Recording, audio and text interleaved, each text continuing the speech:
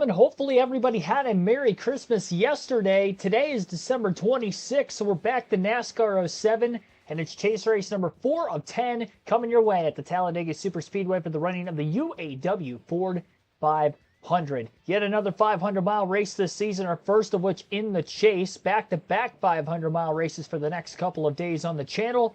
And this is our last Superspeedway race of the season. We've been very hit or miss on the super speedways. Talladega, for instance, our first race here, we ended up getting the win, but in both Daytona races, we finished 25th. What will we have today? We will be starting 24th in this race. To say that we'll have the fastest car, I don't know that for sure. I did blimp up the air pressure, so hopefully that helps the top end speed. Instead of qualifying towards the very back of the pack, I did qualify mid-pack. I don't want to raise the air pressure any more than I have right now, which is 27 PSI all the way around, because I think with already adding more air pressure for the start of this race, the tires are probably going to wear a little bit more. And I want to be able to stay on that two-tire strategy as the race progresses that we usually do on these super speedways. Got to be able to stay at least with the leaders as much as I can to get ourselves in contention for hopefully a race win. We're 3 for 3 in the chase so far. All max points days in those 3 races as well, leading the most laps and getting the race win. And we still only have a 104-point lead in the standings over Jeff Gordon coming into this one. And I'm sure he will lead laps as well as many other of the chasers. So we'll see who's going to lead the most and who is going to lead the most important final lap, lap 188 when we get to the checker. As the green flag's in the air, we're underway here tonight at Talladega. Wade, thanks for tuning in. You're the first in the chat below. Contact with Kyle Petty on that initial start. Actually made a couple passes going into turn 1. Though that contact with the 45 car did hold me up quite a bit in the process of going from 3rd to 4th gear. And we're going to lose this pack of cars just ahead of us. Dale Jr. starting mid to back of the pack. He's just in our rearview mirror right out of the gate. A lot of 2 and 3 wide racing, not only out of the rearview mirror, but also out of the windshield as well. A little further up ahead. Oh boy. We got trouble. We got trouble in front of us. Got to get down. And we've got a caution somewhere on the racetrack. Opening lap yellow. Oh my goodness. I did not do any of that. I was down in the grass, yes, but not sure where the incident took place. It appears it was just behind us. Greg Biffle and Tony Raines got together off turn 4. How many positions did I actually get, though, before the caution came out? Because I was passing quite a few cars. I had to go in the grass just to make sure to miss any of the potential wreckage. I don't think it actually damaged my car, though. Hitting that wall under the caution means the AI had complete control of it at that point in time. I mean, the car looks clean, so I'm glad it didn't actually damage the car. That would have been stupid if that was the case. If it was NASCAR 21 ignition, it probably would have counted, but not here. Green flag's in the air, so we only got 2 positions out of that before the caution came out, which I'm actually surprised. It felt like I passed at least a dozen cars before the yellow. But only passed 2 of them, and now we got a single file restart this time. Trying to get by the 14 of Sterling Marlin, couldn't quite clear him. If I did, I was going to give up the bottom, and Kenseth was probably going to get by as well. So that did not take long. Lap 1 caution. We've only had 1 race in the last 5 that we've had more than 2 yellows, so to have 1 out of the get-go, it seems like it's going to be one of those kind of Talladega races here today. I went down to the grass to miss the incident because I didn't know if it was in front of us or not. Obviously, everybody was checking up because of smoke and contact that was going on in front, but the wreck itself actually happened just behind us. A wall scrape off turn 4 as well. Michael Turner and Ryan Berwick, thanks for tuning in also. I'll try to read the chat as much as I can here. You got to give me a second, try to get settled in. We've had nothing but 3 wide racing right off the rip here. Trying not to wreck.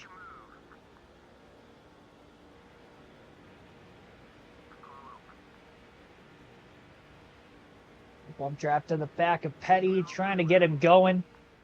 Oh, clip the apron. That's going to bring out a caution. I saved it. Kinda. Oh, he didn't. Yeah, I clipped the apron. It turned me right around. That guy went torpedoing. Honestly, I didn't think it was going to turn the car around. For some reason, I was thinking it was more forgiving at Talladega. Well, now we're just going to go right to the back. At least it takes us out of the eye of the storm.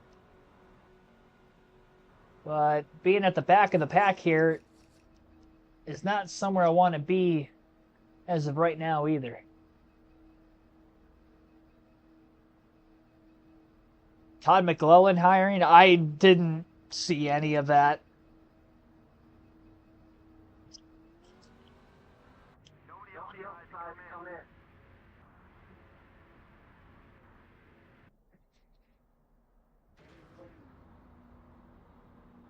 Imagine getting fired around the holidays like this.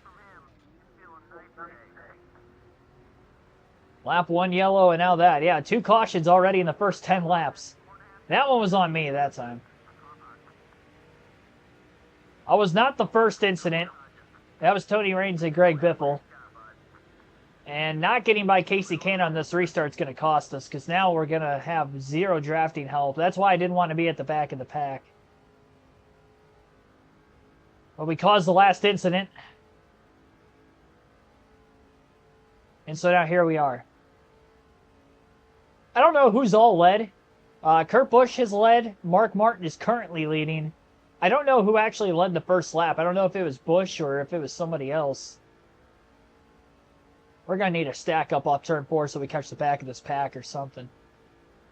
Otherwise, we're going to fall well behind the rest of the field. This is Daytona all over again. Pepsi 400. That's what this race feels like already.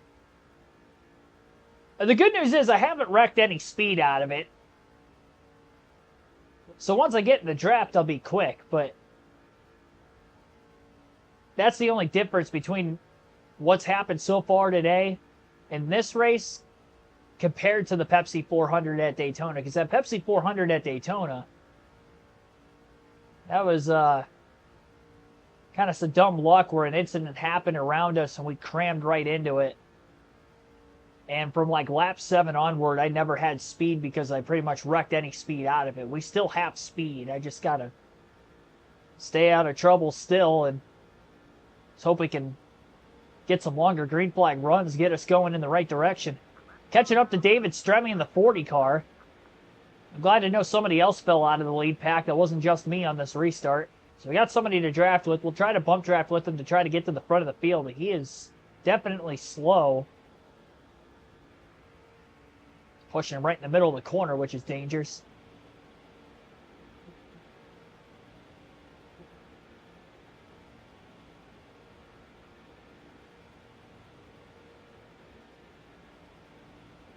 This afternoon, yeah, that's why I didn't see it. I was at work. I didn't get off till normal time. I went in later, but my leave time was the same. Got somebody blowing an engine, the 141 car, and I think that kind of stacked up a little bit of this pack at the exit of turn 4 area of the track.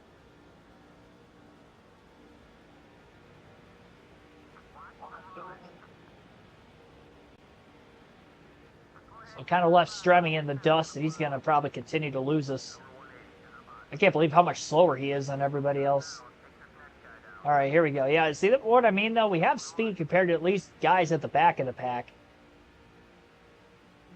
Let's get us some drafting partners, some drafting help, and we can get through this field. Don't hit that apron again. It's going to turn a little bit more freely with the higher air pressure in it, especially earlier in the run compared to what I'm used to on the super speedways. But it's definitely helping the top end speed quite a bit. Look at the moves. I mean, we're hauling the mail right now. 48.710 that last lap, fastest of the race. I don't want to be down here. Some contact with Nemechek in the 01. Got underneath him, and he did not give us any room getting into the corner. You're going to have to watch that 141 car who's blowing a motor right now on the backstretch, just entering turn 3 on the apron. Back up to 28th, started 24th. Caution. We have trouble. Right in front of us. Nowhere to go. Pounded right into the back of the 19 of Jeremy Mayfield. Hard on the brakes. And couldn't get out of the way in time. 4 wide on the outside, and we were just trapped. I was on the brakes. I was up against the wall and on the brakes. He hit the lapper down on the bottom and just spun right across the track into us. He missed everybody else to the inside except for us.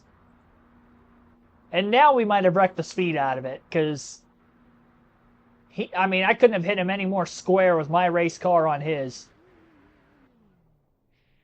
And we've got everybody else pitting. I mean, this is just a terrible race so far for Dave Blaney. That's what we get for being at the back of the pack. I will say, though, I didn't really get that much higher up in the running order than what I was running before that. Surprised I only have 1 second of damage, but I hit him square, though. I think I did do damage to the engine.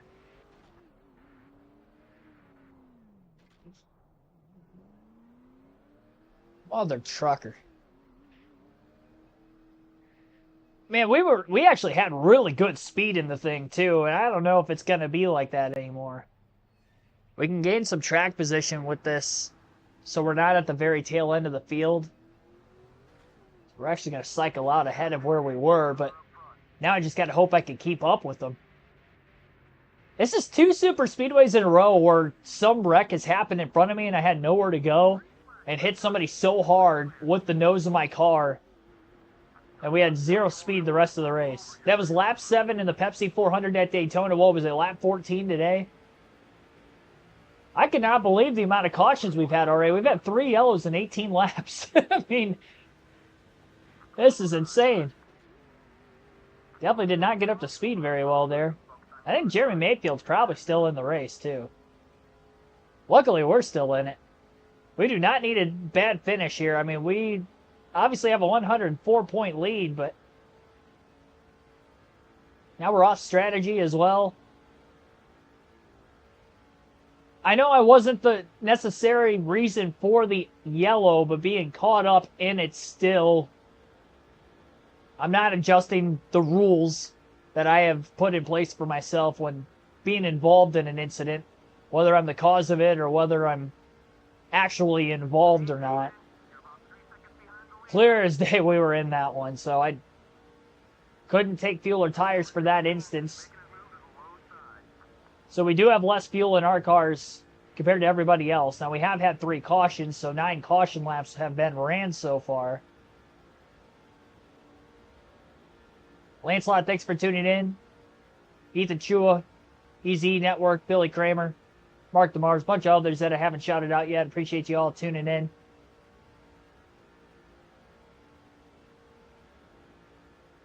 I wasn't the primary cause. Well, okay, so now we got a caution again. Our 4th yellow already. These guys can't keep it straight today. Well, now it's debris, I guess. It was the 19 of Jeremy Mayfield again, debris yellow. His hood had fallen off. I think his front bumper came off in the actual incident itself. And he just pitted. I don't know why he didn't just, duct tape the rest of the hood to the car, but bear bond that baby up. I don't know if we should pit because we're getting, well, you know what? I got to be up on fuel because otherwise my luck will get a long green flag run. I'll have to pit with nobody else. Now I could top off. I mean, the good news is I have a few laps more fuel, maybe 2 more laps, more than everybody else. We can take 4 tires. Sick, just woke up. Well, that's not good.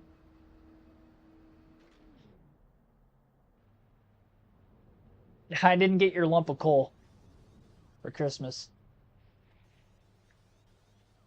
4 cautions already in less than 20 laps at Talladega. I knew when we had a crash on lap 1, it was going to be one of those like weird Talladega races. Here we are.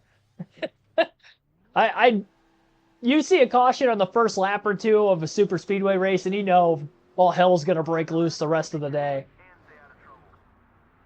It's like, all right, well, that's how the race is going to go, I guess. I called it from that point, too. I'm like, well, we got a caution on lap 1. This is going to be a long day. Here we are. I really get to see if we have speed to keep up with these guys. Hopefully David Stremme falls back to me again. He's actually gained positions probably on pit road during that caution. Mark Martin leads. He's led for quite some time now. Pretty much took the lead right before the second yellow. He's led every restart through the pit stops under the caution period. And back out in front again here at lap 23.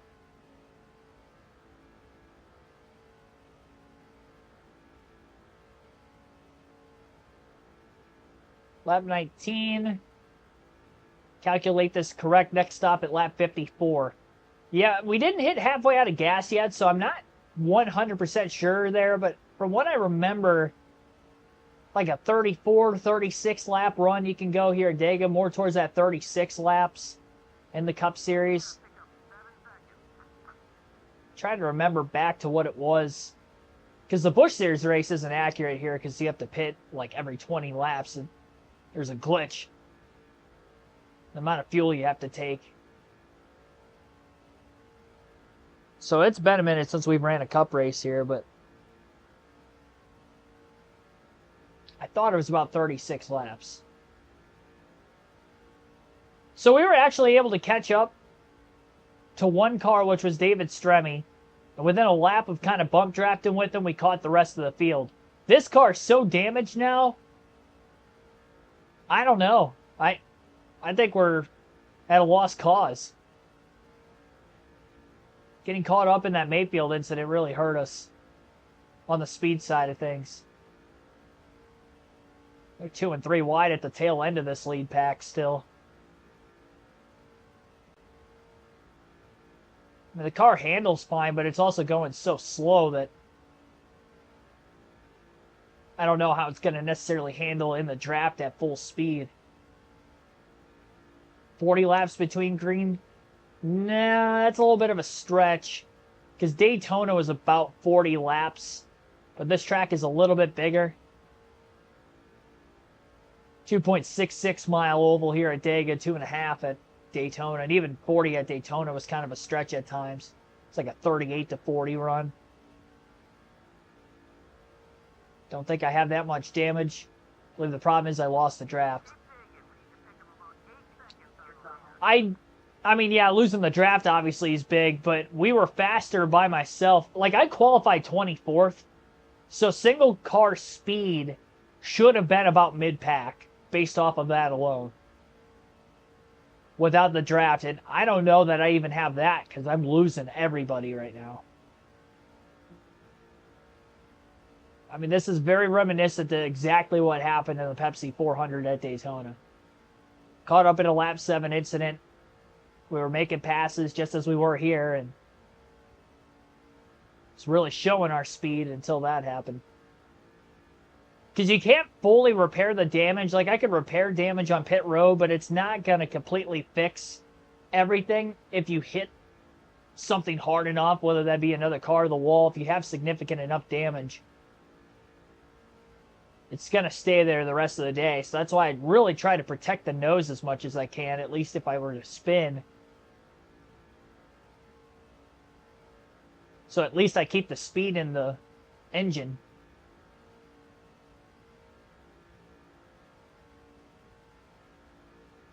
Yeah, that's true. If they wreck again, I'm definitely not going to get caught up in the wreck this far back. We get another quick caution. I'm topping off on fuel again. I got to go off strategy at this point to try to do something. We obviously have a long ways until we pit. We have no teammates, so can't really do anything there. Just got to ride this out. I mean, I'm about 7 to 8 tenths of a second slower a lap than the race leader. There's one other car that's lost the draft up there.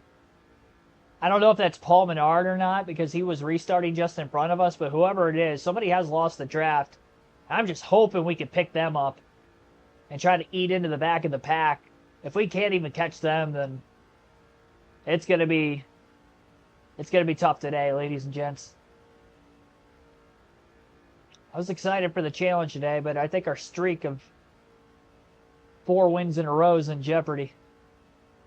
Well, technically it's 3 in a row, but 4 of the ones that I've raced in a row.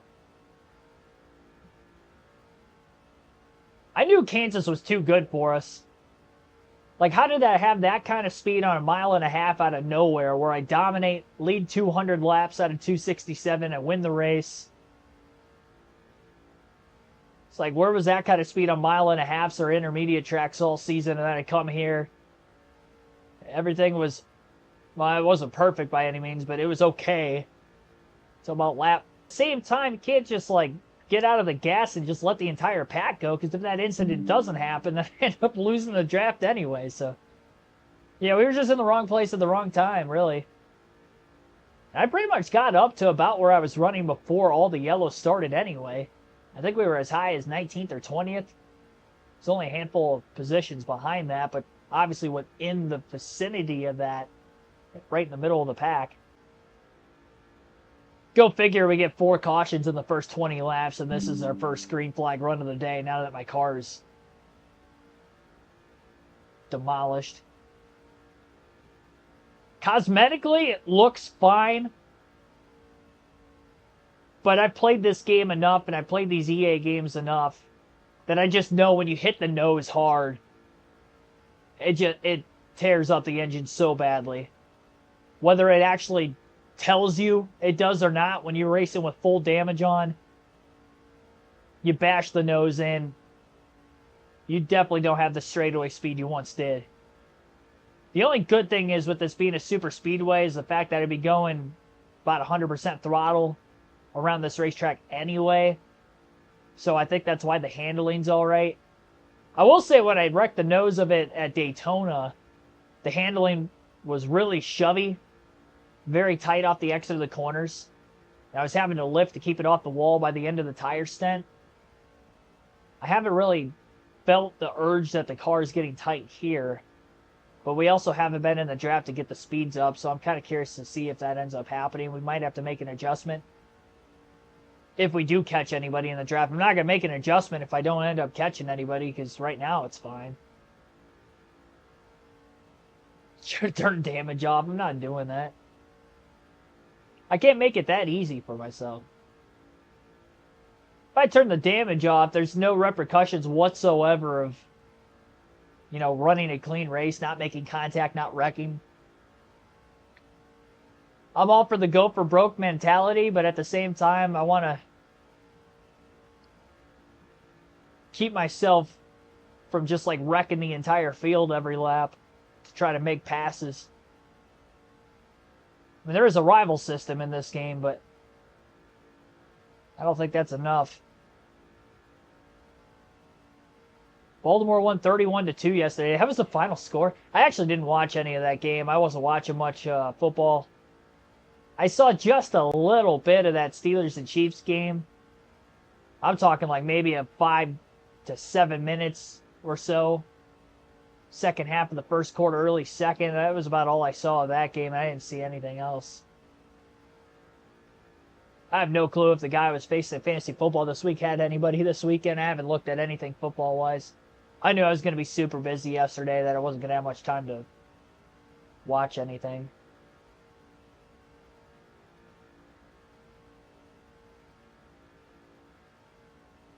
I don't think I'm gaining on that one car that lost the pack, but I also don't think I'm losing anything from him. Because I could still faintly see him up there, just as I did a handful of laps ago. Chiefs won 29-10. I did see the final score of that game, but I didn't look at the box score or anything like that. Either game. 31-2, though. It's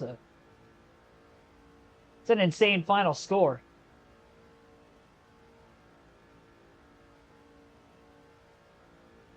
Early stream Sunday before 4:25. Already on it.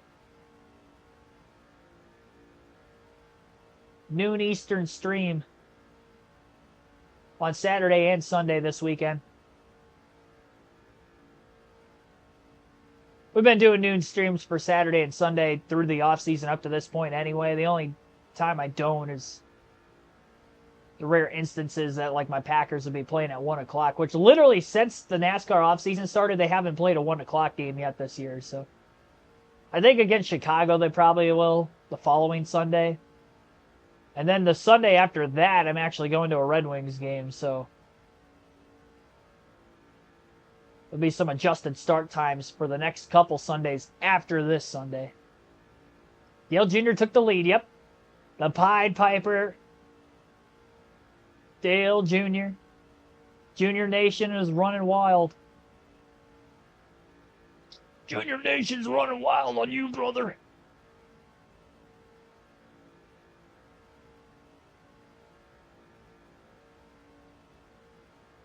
They'll be playing the Jets.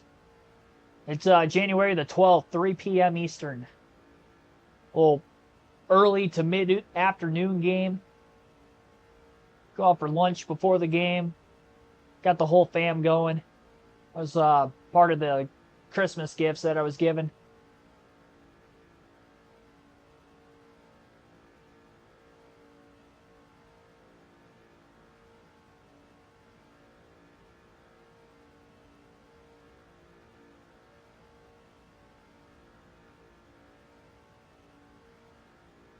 Packers playing the Jet? No, he was talking about the Red Wings.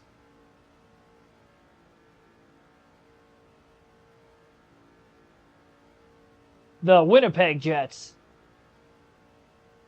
NHL.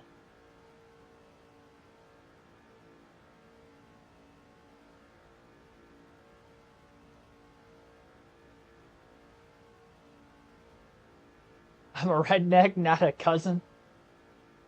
Sweet home Alabama. Hey, I said brother, not cousin.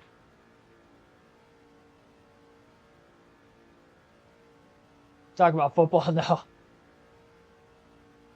We were talking about football just before that, so I can understand why you were confused. Elliott Sadler to the lead now. So Sadler, Earnhardt, Kurt Busch, Mark Martin have led. Not sure about anybody else.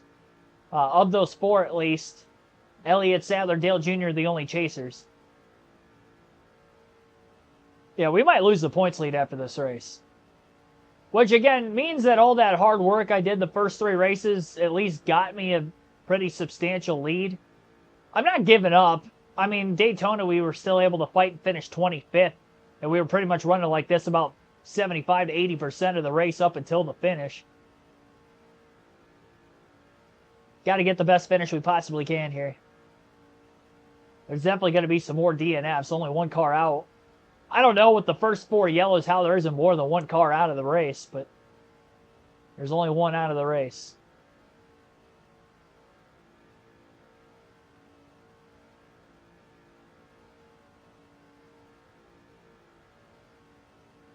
Sadler's flipped here twice and won the Xfinity race in 2016. Yeah, he's flipped here twice. He's flipped at Michigan before. He had that vicious crash at Pocono. He's had a lot of hellacious crashes over his years in NASCAR. Elliott Sadler and Ryan Newman are like the kings of carnage in my lifetime when it comes to accidents in NASCAR. They're like the two guys that just always had the worst luck with violent crashes.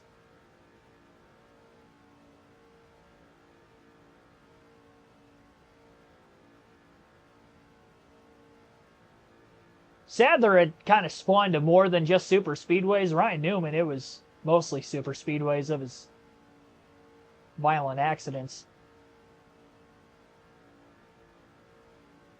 Nearly cleared the fence. Okay, so I will say that was a story from what he had said before, but from what I've seen of that incident, I don't know that he nearly cleared the fence.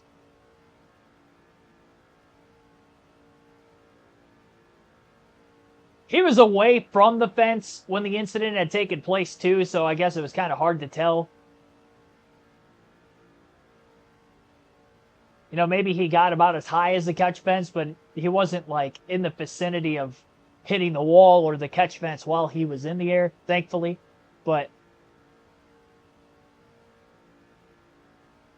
yeah, still, that guy knows how to flip a race car.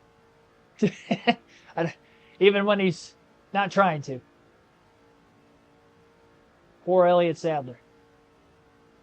The crazy thing is like how many different rides that they had and how many different teams that they ran for in those violent crashes.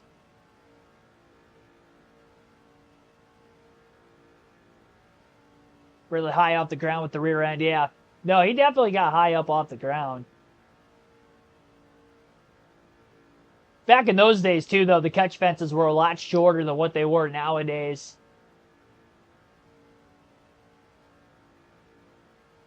Especially at Michigan, because I know they raised the catch fences after that US 500 deal when a couple of those fans passed away. But I think that was after what would have been, I think, 2000 when Elliott Sadler had that flip at Michigan.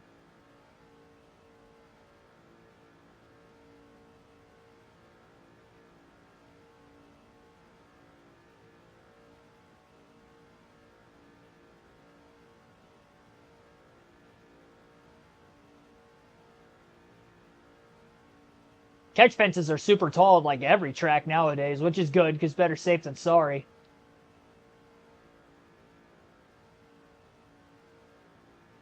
But yeah, I mean, they're high up even on tracks that you would never think a car would go upside down or at least airborne enough to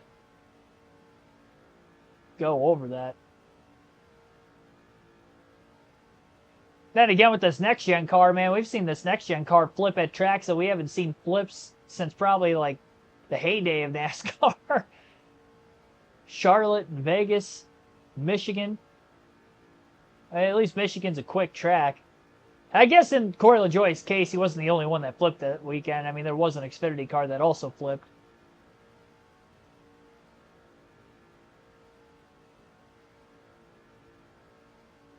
Brandon Jones rolled over at Kansas a couple years ago, too.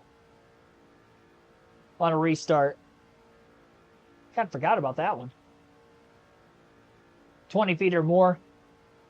Yeah, they're definitely tall. I think some of the super speedways are probably more than 20 feet, if I had to guess. Just trying to visualize from being at Daytona and Talladega before, they do seem pretty high.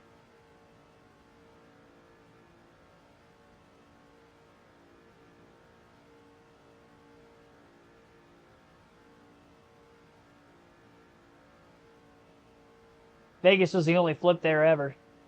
Yeah, for the Cup Series.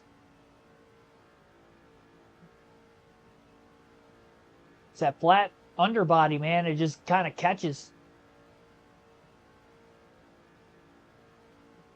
Honestly, though, if you look at Tyler Reddick's incident and Chris Buescher's incident, the 600 a couple years ago, they're almost identical to each other. Where they kind of hooked when they got onto the asphalt pavement area of the quarter-mile short track in the infield.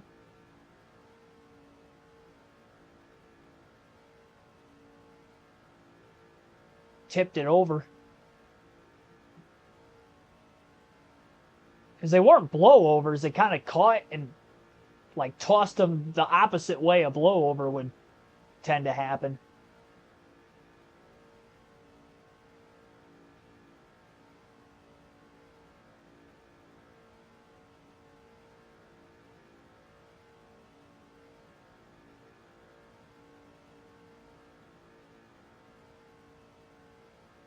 About a half a track off the lead right now.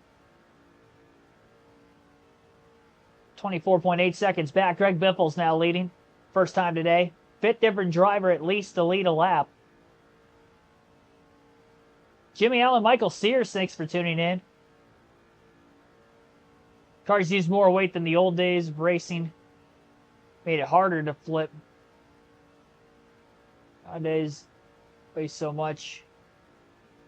Production makes it easier to flip. Yeah, I mean, I'd say it's easier to tip them over, but I don't think we see quite as, not nearly as many flips as what there were. You know, let's say back in the 70s, 80s, 90s, especially when it came to like intermediates, or at that time that was their super speedways were like 1.5 miles and bigger. Cars are sealed to the ground so much more nowadays that it's hard to get air underneath them, so that's why there's really no blowovers. But yeah, to your point, with the amount of weight that they do have on it, and the cars are sealed so close to the ground, I mean, they're bottoming out every corner. You watch a qualifying run on an intermediate track, those things are bottoming out almost all the way around the track. And the track could be more new or paved in the sense that there isn't as many bumps, and they still bottom out. Sparks flying. Well, I will say, they try not to do that as much with the next-gen car, though, now, compared to what they were doing with the Gen 6 because of the underbody. If you damage the diffuser, then all the downforce gets taken out of it. So I guess in the sense of the next-gen, that's another thing that kind of makes it a little harder to comprehend how it sits as low to the ground as it does. I mean, it must sit lower to the ground in the center of the car, like underneath the cockpit, more so than the very back of the car. The back of the car is probably up off the ground a lot more than what it was in some of the more recent I almost said Nextel Cup because we're running the Cup Series. It was Nextel Cup in 2006 like it is here tonight, but in the Cup Series in general, in those cars.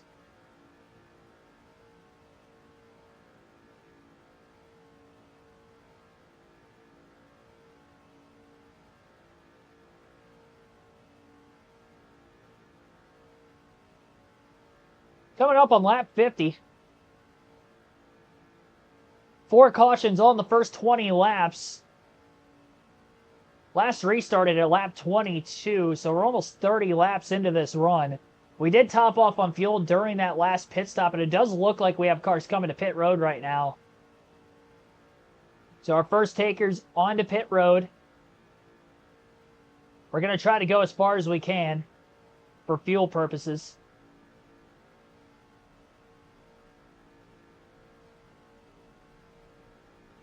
I mean, I definitely don't want to pit early because I'll end up going to lap down easily. Now, we've seen cautions in the middle of green flag pit stops a lot on super speedways on these EA games, so I don't want to risk anything here. Get some cars a lap down and then catch a caution. That guarantees us a better finish. Plus, we might have the ability to have some lap cars behind us on a restart.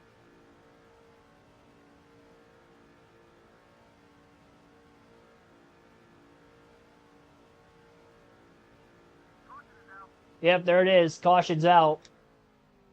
There's definitely some cars a lap down. Our 5th yellow.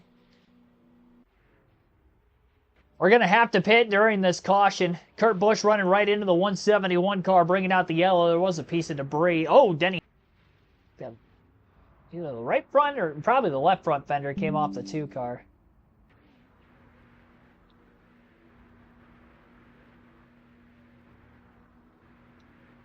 I'm going to go fuel only, and that's just so I can try to gain some track position on these lead lap cars. Try to get some other cars behind us, so we have at least somebody to draft with. See if we can keep up that way.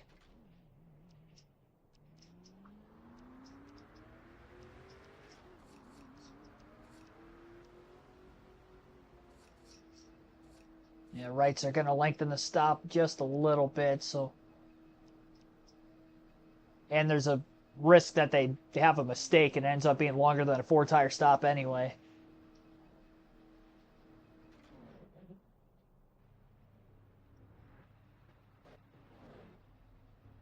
Wonder how many cars were actually lapped down. We were in 37th when the caution came out. Toledo Rockets win. They were going into overtime right when I started the stream. They're still 6 to overtime right now. Wow, what a barn burner in Detroit. I almost went to that game today. If I didn't have to work, I was going to be at that game. My sister goes to the University of Toledo. They're playing Pitt in a bowl game today up at Ford Field. And I've been keeping an eye on it. I haven't been able to watch any of it. Now we got a caution. Again, I just ran it over.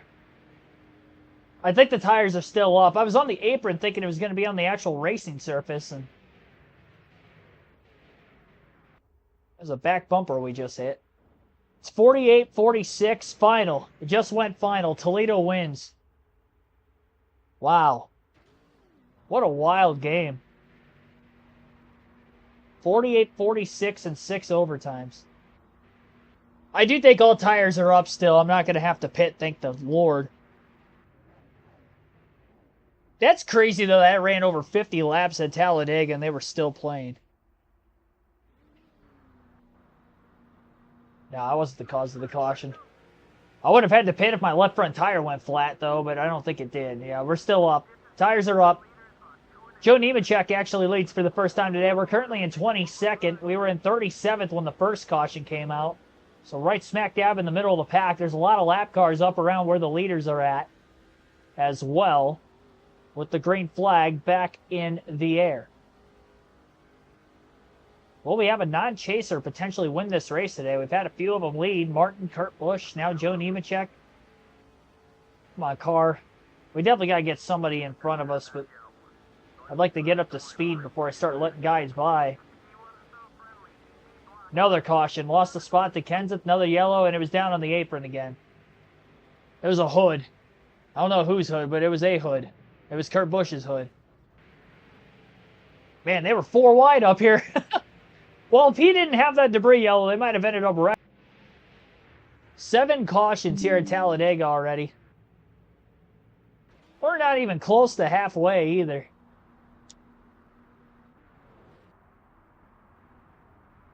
LSU and A&M went to 7 overtimes to decide the game. Yeah, I remember that. There was a... Didn't it go 8 overtimes with Georgia Tech and Georgia just a few weeks ago, or like a month ago or so? During rivalry week?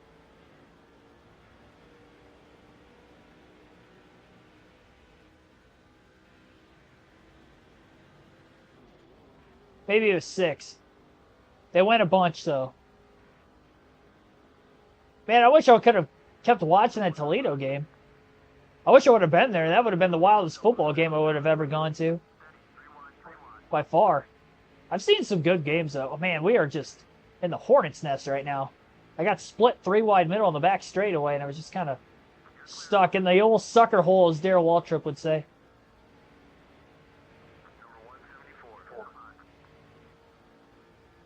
Well, we restarted 22nd a couple restarts ago. We're back to 29th now.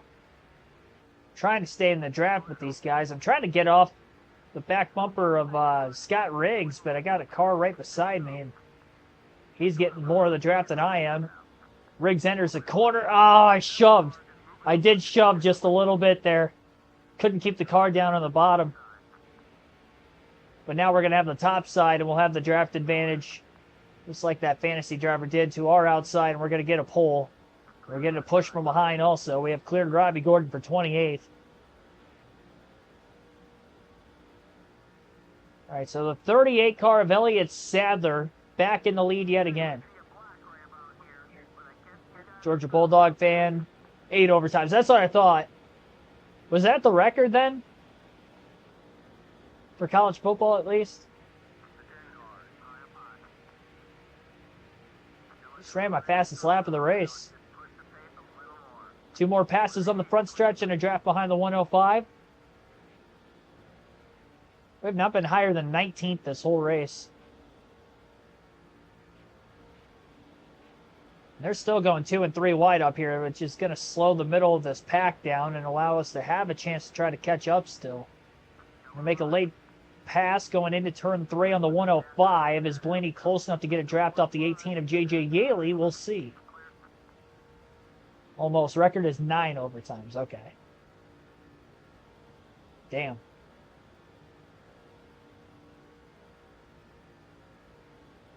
I'll tell you what, the MAC is looking pretty good. I live in the center of MAC country, but I think they're 3-0 in the bowl games right now. Bowling Green plays later tonight. And I think they're favored by double-digit points over Arkansas State, so the MAC might be 4-0. What's the name of that trophy that they give out to the conference that has the most wins in the bowl games. I forget what they call that. They've got a chance of winning it, though. I think they're undefeated.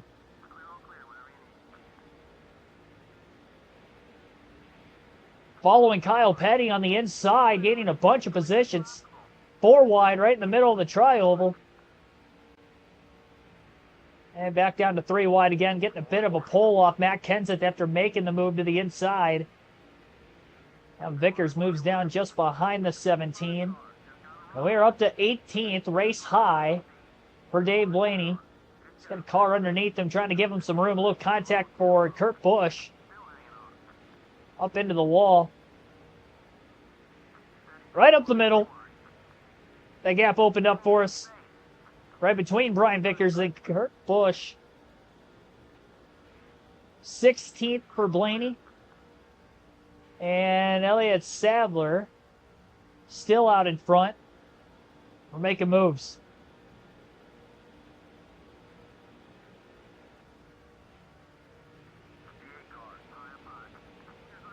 I think these guys running 2 and 3 wide is really helping us, though.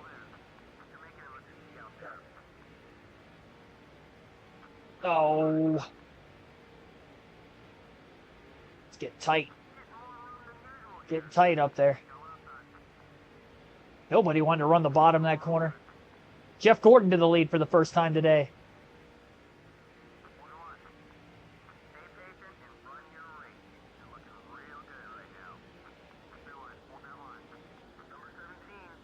Blaney up to 13th. Barrel rolled today. Thanks for tuning in. A move under Dale Jarrett. A push to the back of the 9 of Casey Kane right in the middle of the tri-oval. 48.307 that last lap. Fastest lap of the race for the 22. My Christmas was pretty great. Fun time yesterday. Got my ass kicked in Uno attack, but, you know, that's that's besides the point. The rest of the day went fine otherwise. I started off, I won like 3 of the first 4 games. We were playing like a first to 500 on the point side of things. I didn't win a single game after that.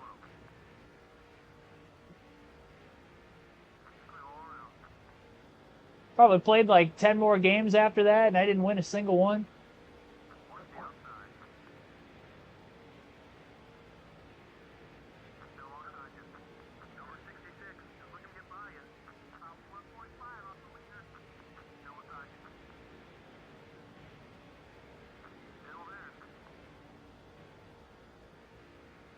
Trying to clear the 1 of Truex, just did off turn 2 for 9th. Started losing a little bit of ground to McMurray, Labonte, and Stewart.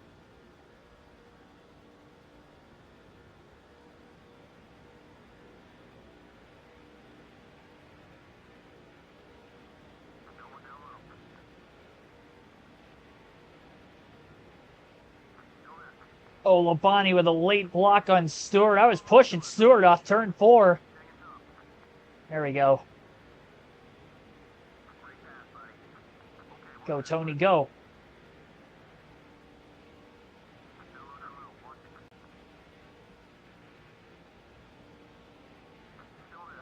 Thanks for the $2 super chat there, Barrel Roll today.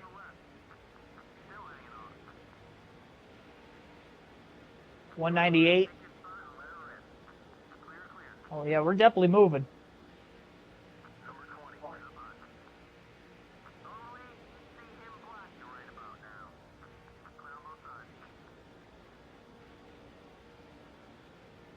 Up to 6th.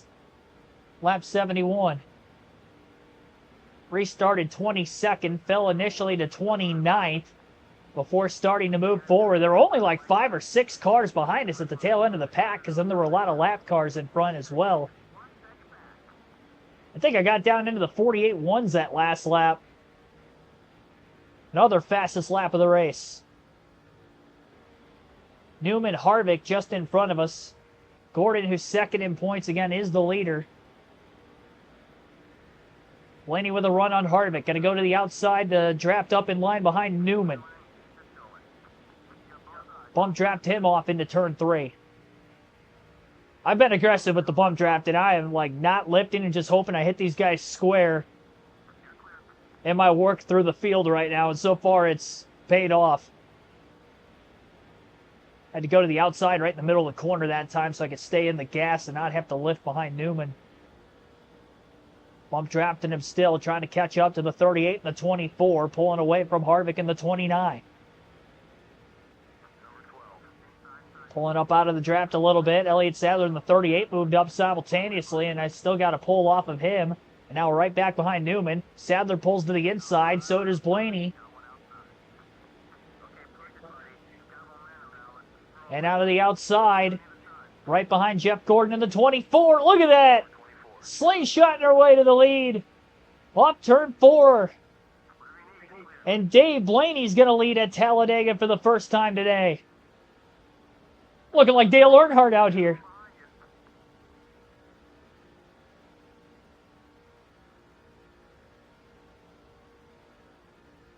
.048 that last lap. And that was even with leading probably the last third of the lap. Can you imagine if I still had a car to draft off of with those moves I was making, how fast that lap would have been? I guarantee it would have been below 48.0. Got our 5 bonus points. We've had a lot of lead changes. Maybe there's still hope that we can lead the most laps today. That's the plan. Especially Jeff Gordon up here. I don't want him leading the most laps. Sadler looking back to the inside. Trying to side draft Blaney. Blaney got enough of a run off turn 4 to hold on to the lead. Blocks Elliott Sadler all the way to the bottom of the racetrack. Jeff Gordon's got that run on the high side. Going to block him at the line. And back to the bottom on Sadler entering turn 1. We're making it wide. After maybe a dull first half of the race there while I was running at the back by the entertainment standpoint, the cautions have brought us right back into it, and here we are. With Jeff Gordon leading the way. Down the back straightaway in the turn 3 entrance. He's still on the outside of Blaney. He didn't quite clear him. We're driving off into the next corner. Trying to side draft Gordon. And here comes Sadler to the bottom. And we're 3 wide for the lead.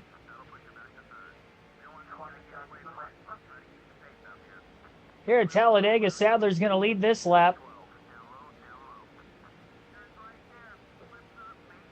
Big time run here for Blaney.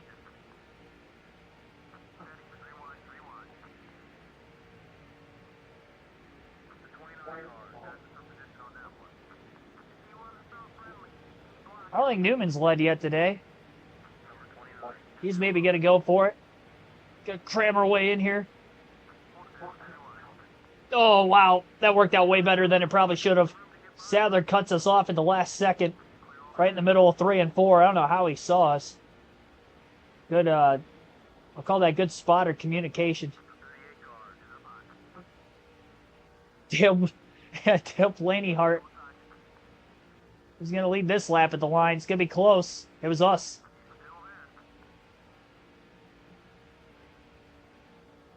It's been a minute since we've seen a good super speedway race like this on the channel.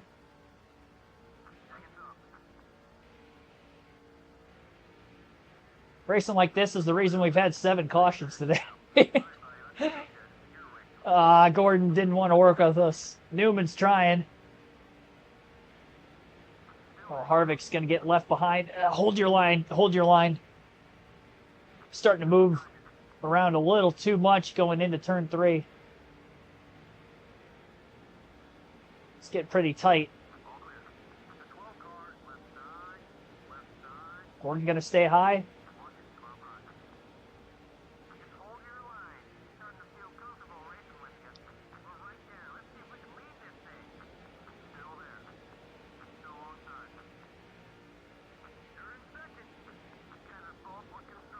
The fact that the 5 of us are racing like this and nobody else in that second pack is catching up is kind of insane. Not only we're battling like it's the closing laps of the race, but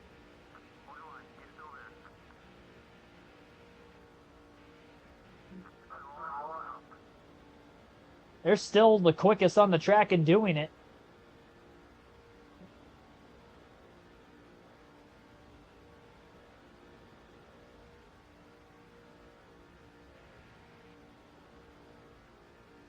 Favorite John Keating memory since he's retiring? I've always enjoyed what he's brought for, especially at the time growing up with it being Fox Sports Detroit, and just Detroit sports in general. He's done a great job doing like a bunch of halftime reports and intermission reports with hockey. Watching Pistons, Red Wings, and Tigers baseball growing up. Definitely been one of the sportscasters of my youth and into early adult life now. Hopefully he has a good retirement. And I don't really have like one distinct memory necessarily.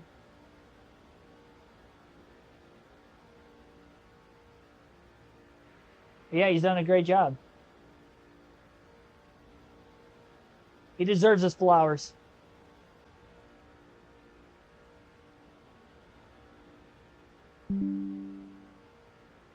These guys going all over the place, too. I mean, it's so hard to block 2 to 3 lanes at once. I thought Sadler was going to go in the middle, 3 wide there for second.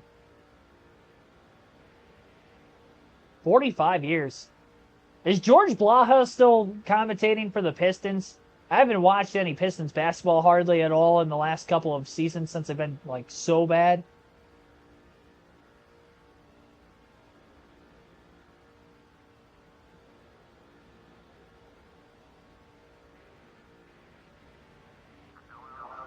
I mean, he was getting, like... He's still doing it? Man. He's really old. I mean, he was old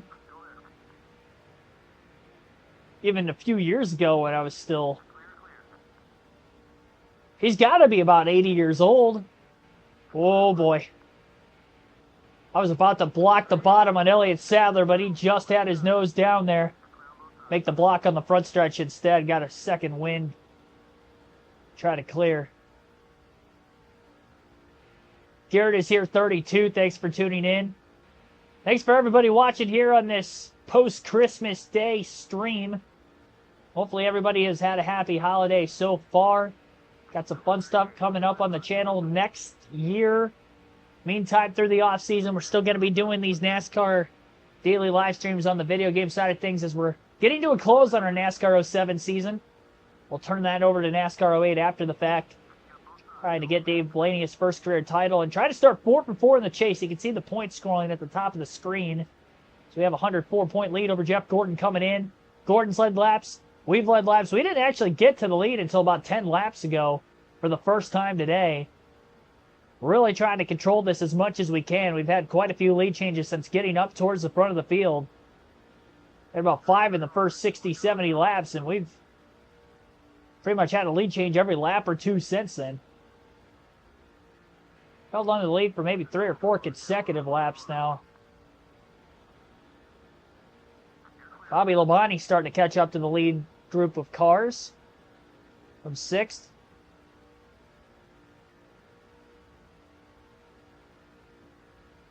He's been doing Pistons basketball since you were born. He's been doing it long before that. I think he started doing radio stuff for the Pistons back in the 80s. Either late 70s or early 80s. He was doing commentary for the Pistons before the bad boy days. I know that for a fact.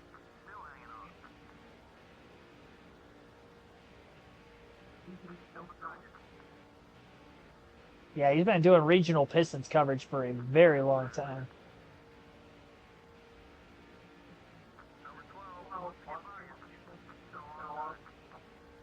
He'll be 80 in March. Yeah, it's just like with Al Michaels, too. He's 80 years old. Or damn near, at least. Crazy thing with Al Michaels, though, he's still so quick with his mind. And even just talking, like, he's definitely, I mean, he's definitely not where he was like when I was younger, but he's still quick for his age. I don't think I've ever, met an 80-year-old in general that's been like that quick and sharp-minded.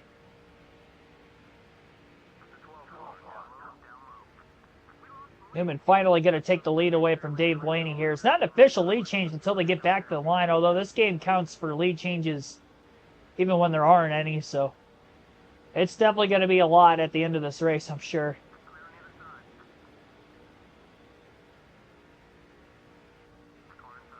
Yeah, Al Michaels and John Madden were my youth. Playing all those Madden games with those two, commentating over the years.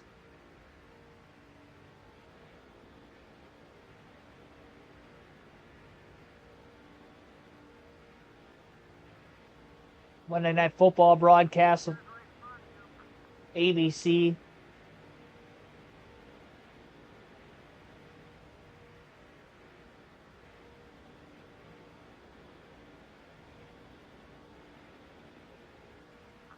Whoa! What a move! And a block to the outside. That was gnarly. We've made that's a couple of sick passes that we've had so far.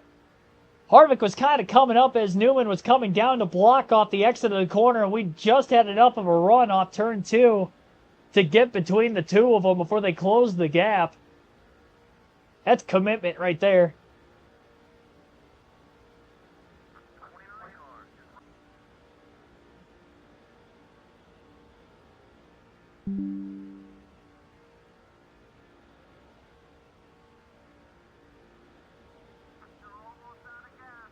I can imagine how many of you guys have had a near heart attack over the last 20 laps. I'm just having fun. We don't get this often with Dave Blaney on a super speedway. I'm making the most of it. I took fuel only on the last stop, too.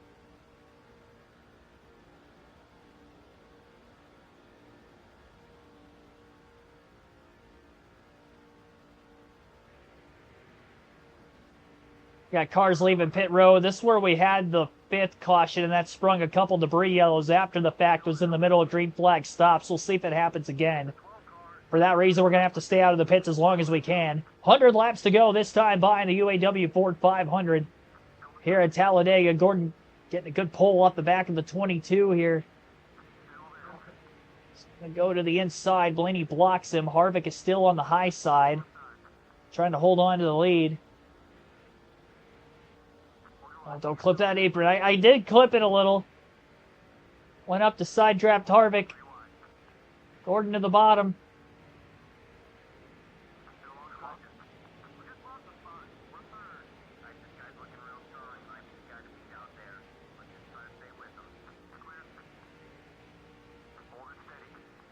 What a battle.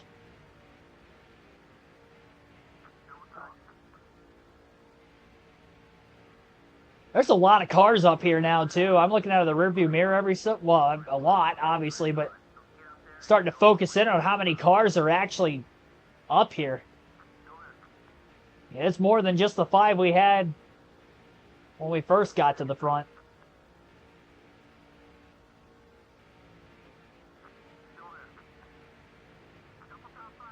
I mean, this is your classic mid-2000s super speedway action right here.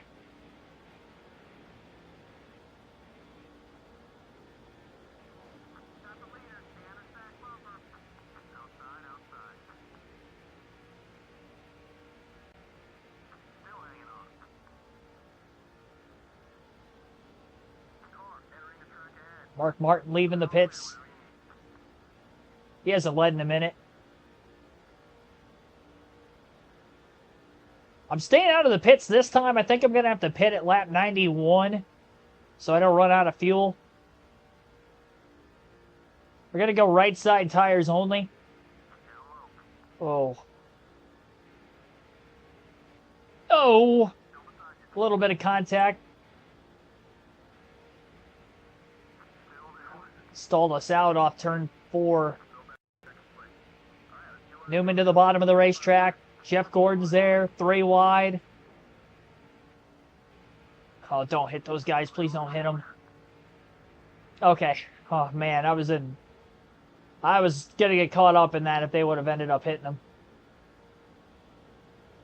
Right on the high side of everything. Got a couple cars coming out of the pits down on the bottom of the track. 3 of them. Kurt Busch, Casey Mears, Casey Kane. Big run for Blaney. Leaning on Jeff Gordon through 3 and 4 there. I didn't think I was going to be able to get the car to turn off of him. All right, we're pitting. Just trying not to lock the tires up too badly. Just a little bit. Rights only. Top it off on fuel. No further adjustments. This will free the car up a little bit. I did feel a little snug, but I'm not going to make any adjustments here with taking only the rights. All right. We can breathe at least for a little bit until we get back out there. A swig of water.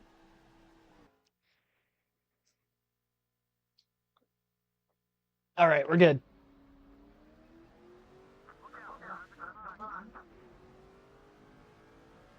Should be the leader. The right side's only. Try to get up to speed as quick as we can. Got some cars just behind us. Not going to be that far ahead of the pack. All things considered.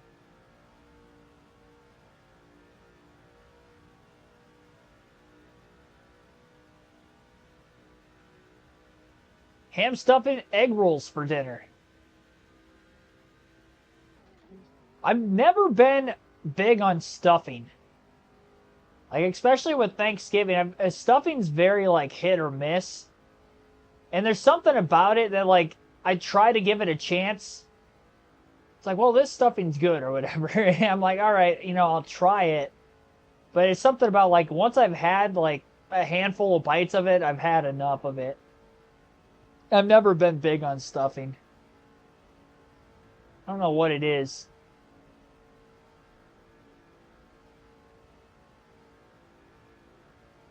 J.J. Yaley going a lap down. We're going to have a few cars a lap down here. Dale Jarrett, Dale Jr. Oh, no, these guys are on the lead lap. My bad. Oh, hopefully we can get up here with the leaders. We should take the lead still. We got Newman and Gordon.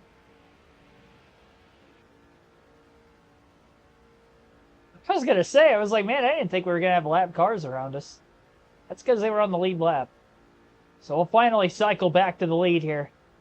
And we did get all the way through green flag pit stops that go around. We did not the first time around.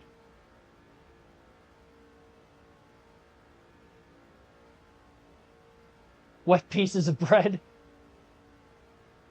Well, sometimes it can be super dry, too.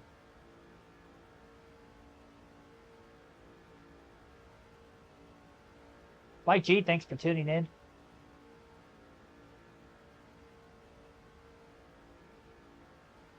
Someone hand me a cup of Gatorade during pit stops here.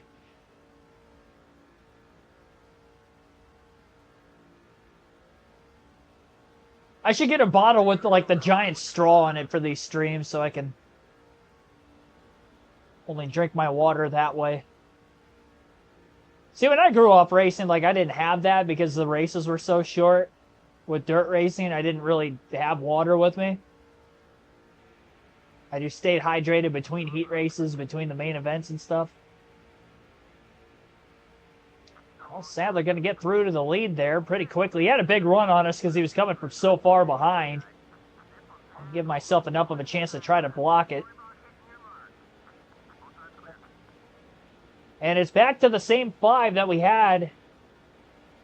It's kind of convenient how we all cycle back ahead of the field through the green flag stops, even when everybody else was starting to catch up. So it's Blaney, Sadler, Gordon, Harvick, and Newman. Side by side with the 22 and the 38. Jeff Gordon's got a run down on the bottom. Blaney's going to try to cover it. Blaney gets cleared by the 38 meanwhile as well.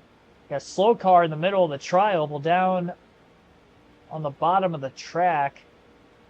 I don't know who that is. Kyle Busch in the 5 car.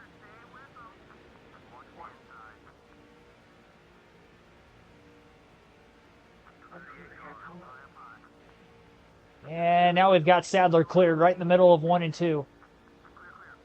Back to the bottom off turn 2 in front of Jeff Gordon. Here we go again. Got to breathe for a couple laps there, and here we go. Right back to where we left off for about those last 20 or so laps before the green flag pit stops. I'll tell you what, this is going to be a thrilling finish if we have any kind of the racing like we've been having in the middle going down the home stretch.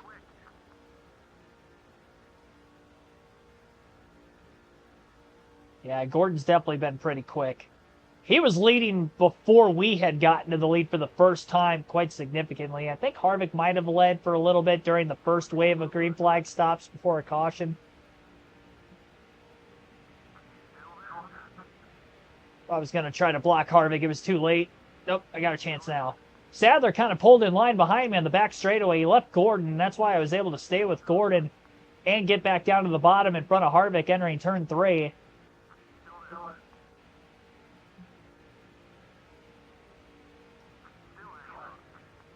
Harvick's right behind Gordon. Sadler's trying to catch up to the 22 of Blaney. Oh! I was trying to squeeze up between the 24 and the 29. I kind of caught Gordon's left rear. Bounced right off of him. He didn't slow down at all, though. Here we go.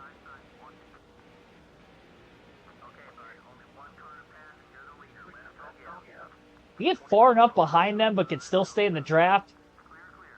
And it's amazing the runs that these guys are getting, myself included.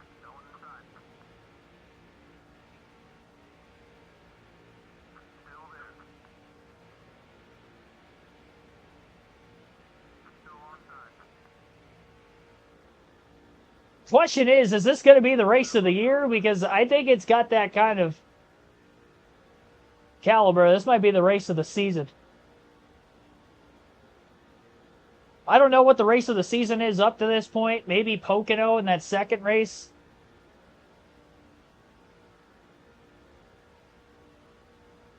If we were up here from like the very beginning having this would be the race of the century, not just the race of the year, but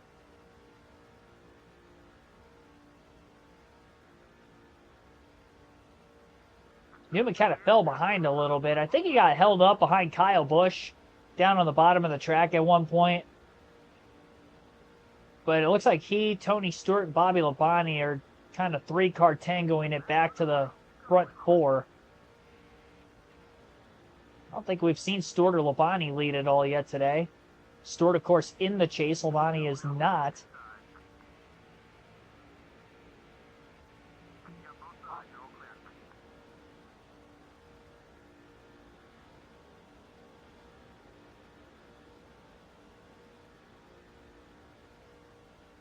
Pocono definitely had the craziest finish that I think we've ever had on the channel. We've had a lot of crazy ones. I'm not going to say like we've never had a crazy finish, but not to that extent. We've never had like a gigantic crash coming off the final corner and it's like first one to the line wins.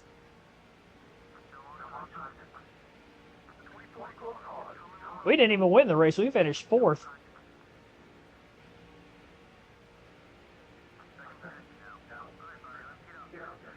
At least Jeff Gordon was able to get a win eventually. He was able to win at Watkins Glen. Hasn't won on an oval yet this season, though, but he's looking good today.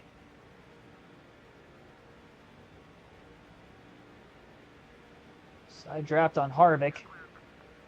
Have to watch. I think that's Kyle Busch down on the bottom of the track again.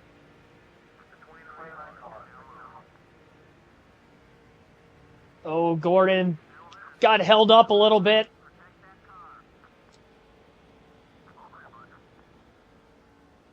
Harvick got into the left rear, bounced right off the wall. I think I'm going to lose Gordon. Tony Stewart gets to 4th. I don't know how that happened. Was he moving up to try to get out of the way of the 5?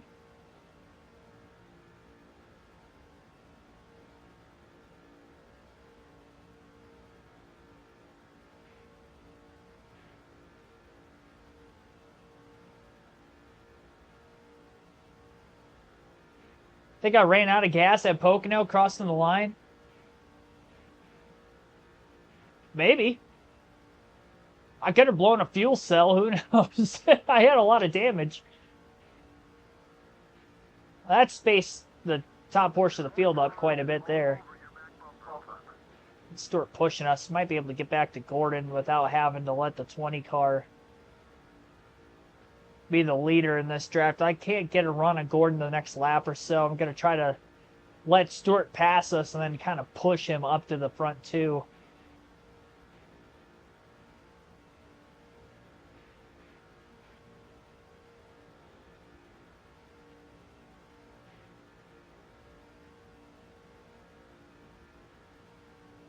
Yeah, it looked like Busch was just going to kind of keep it down on the apron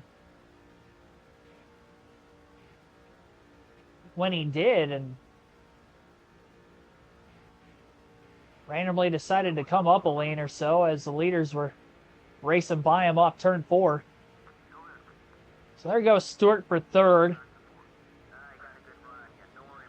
Got to hurry up and get in line behind him. It's going to be tough with nobody directly behind us, so Harvick's not that far behind with a trail of cars. Lap 104 of 188 here today at Dega. Honestly, this race is going by fairly quick. At least for me. I mean, I guess we've been live for almost an hour and a half, but it feels like we've gotten here in no time. Time flies when you're having fun. All right, bump drafted Stewart. Got to Gordon. Now we do the same thing with Gordon and try to get to Elliott Sadler.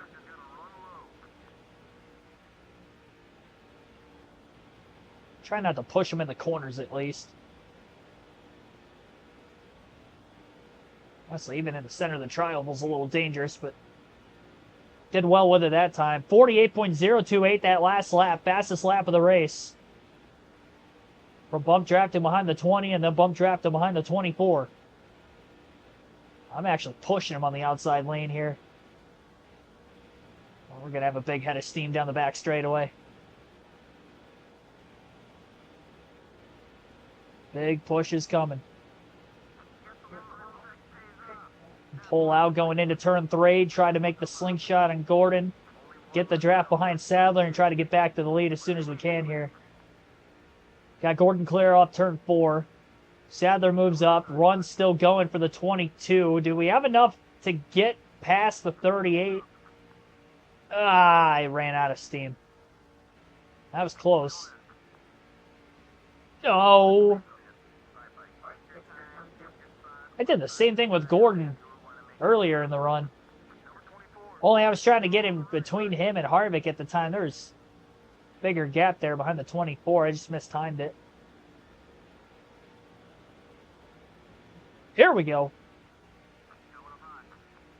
A little push off turn 2. Took that, transferred it into turn 3. And clear of Sadler.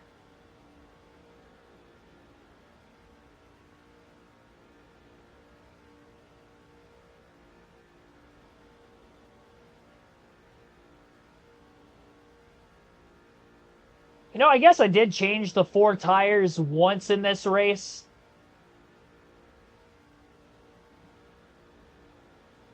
It would have been during, would have been the 4th caution. So I had 2 laps. Oh! We're good.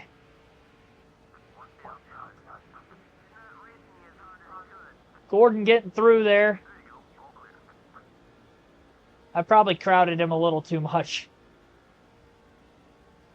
Elliott Sadler right on that left rear corner panel. Jeff Gordon stayed in it. Everybody else checked up because they probably thought there was going to be a wreck. Gordon's like, yeah, I'm taking this lead. That's the difference between him being a 4-time champ and the rest of us around him not being a champ.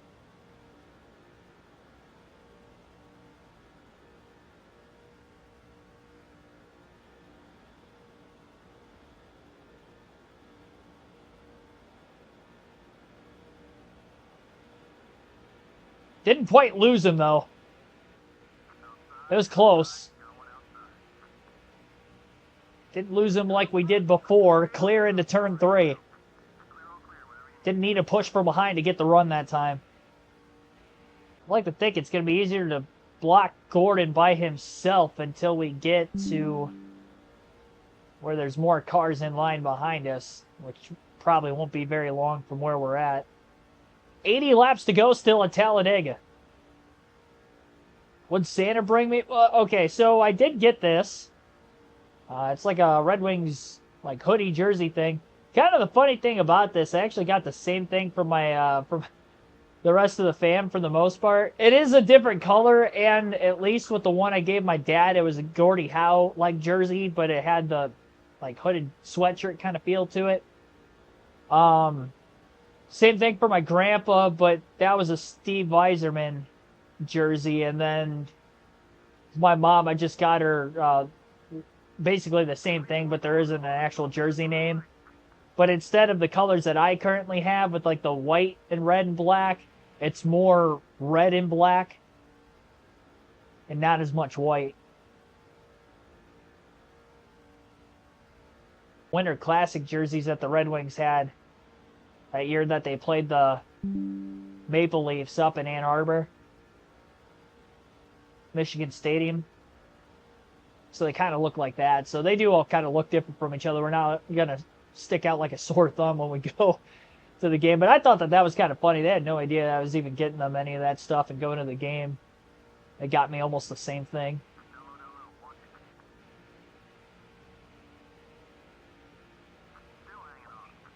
Gordon hanging on the left rear corner panel of Dave Blaney's car. Blaney going to hold on to the lead, blocks him down to the bottom of the track in the tri-oval. Halfway through the fuel run right now. Sadler, Stewart, Harvick are back in it as well. Haven't seen any signs of Brian Newman this run compared to the run before this, outside of when we first cycled off of pit road. Joshua Rumsey, thanks for tuning in.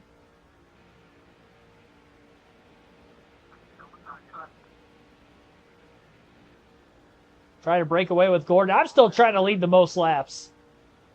I want to try to get all the bonus points I can.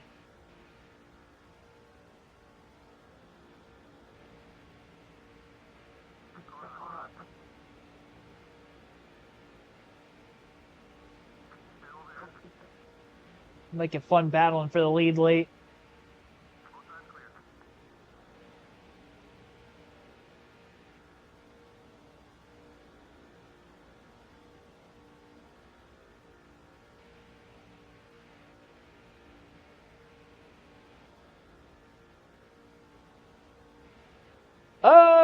I'm actually surprised I didn't get golf balls like I do every year. I didn't get any. Well, no, I did get a new golf glove. Which, I mean, I go through those. I golf regularly enough. For what I've been told, like 8 to 10 rounds for a golf glove is kind of like the end of the life. I used to just kind of use it for as long as I could, but yeah, that's kind of the limit I have once I, found out. It does make a difference.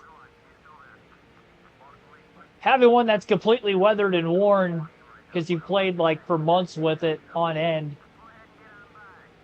20 plus rounds, it definitely doesn't have the same grip feel that a newer one would. So I did get one of those, but that was, yeah, I was surprised that was the only golf thing I ended up getting. Hang on. Pretty wide on the outside for a brief moment. Big push behind Gordon. Make the pull-out move on him into 3. I don't think I'm going to be able to clear him, though. Nope. He's probably been the hardest car to clear.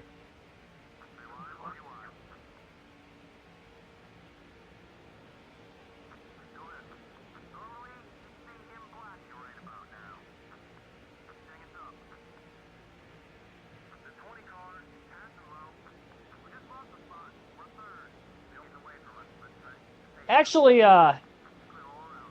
craziest thing, I actually ended up, felt like a 12-year-old kid again. I actually ended up getting a PS5 for Christmas. No idea that that was going to happen. I had, like, no interest in really buying one up until the next NASCAR game came out. And obviously next year, at some point, I was going to have to get one. And my parents were aware of that and went out of their way, and I ended up getting a PS5. So yeah, I got that. Then I got a $100 like PlayStation card, so you know, I can basically buy a game or two for free. I ended up getting NCAA 25 because I've been hooked on NCAA with the older games on the PS2 for the last like month or so since NASCAR ended.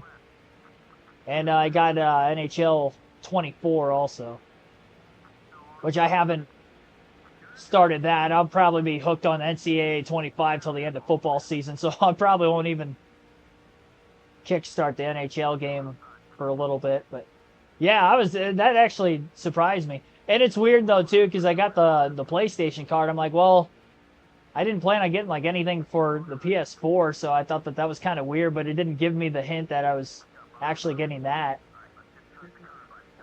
Yeah, I was honestly surprised. NCAA is good. Yeah, that's what I've heard. I'm stuck in the past with this PS2 and my childhood games, but yeah, it's good. It's tough, just like I've heard it is. I lost to Bowling Green. First game playing as Michigan. I got to get used to the playbook, too. I'm so used to the playbook on NCAA 11 and NCAA 06, and those two are completely different.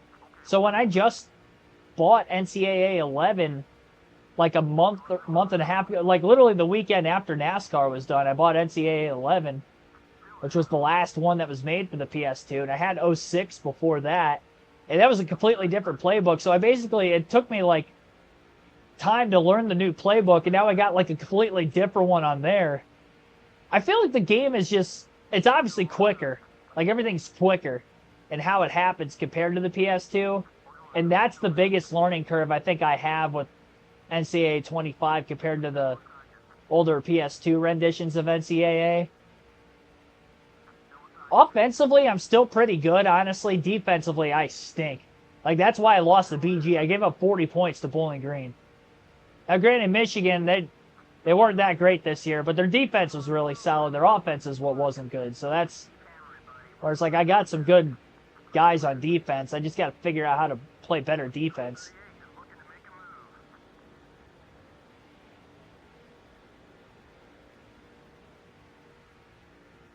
Yeah, I lost the first two games I played against unranked opponents. I lost to BGSU, and then Appalachian State.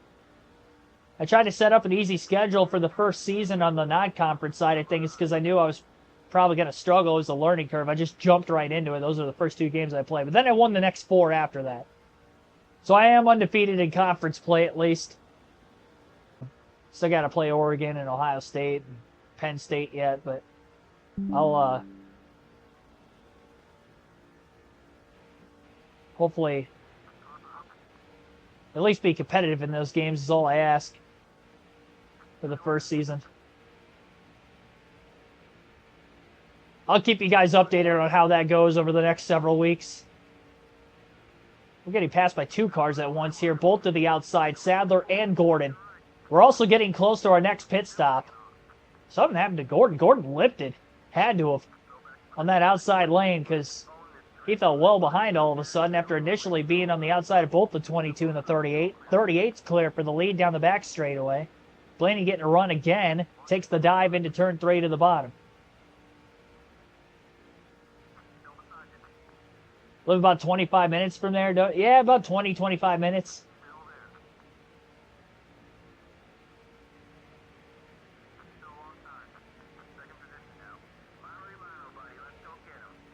Yeah, that's what I mean. I live right in the heart of Mac country. I've got probably 5 or 6 Mac schools within like 2.5 hours of me. Because you got Akron, which is just south of Cleveland. That's about an hour, 20-minute, hour and a half drive. Toledo's within a half hour of Bowling Green. Miami of Ohio on 75 is probably about a little over 2 hours. That's probably closer to 2.5 hours because I think that's in between Dayton and Cincy. Ohio University, the Bobcats, is a little less than 3 hours to get down to the Appalachian area of Ohio from where I'm at. Yeah, there's a lot of Mac schools around me. Eastern Michigan's pretty close to Detroit. So that's probably within 2 hours of me. Oh, I don't like being down on the apron like this. That left front tire is also getting very worn out. It's in the red. The tire wear indicator. I did lock the tires up just a little bit coming into the pits.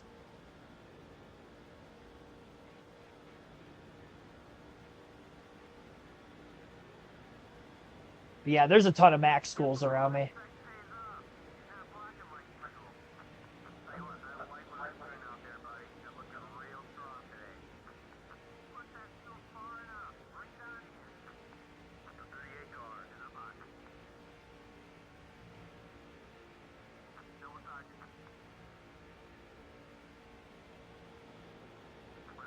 Are they good?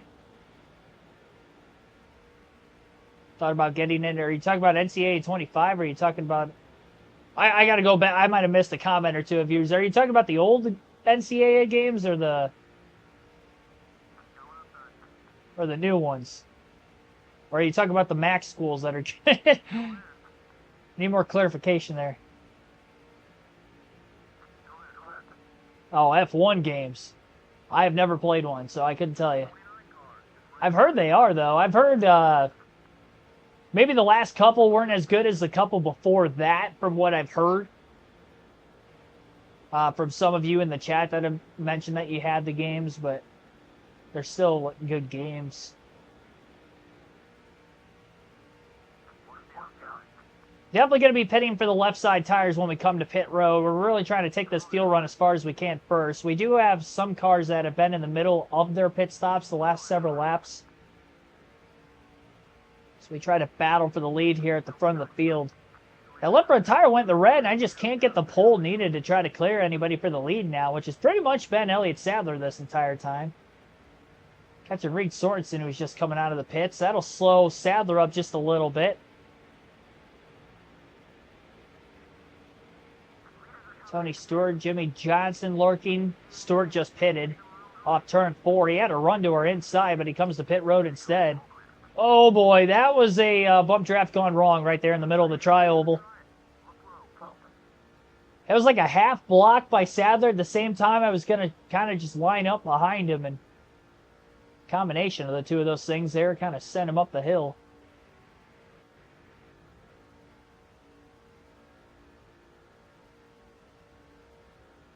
Lions winning the Super Bowl this season, they very well could.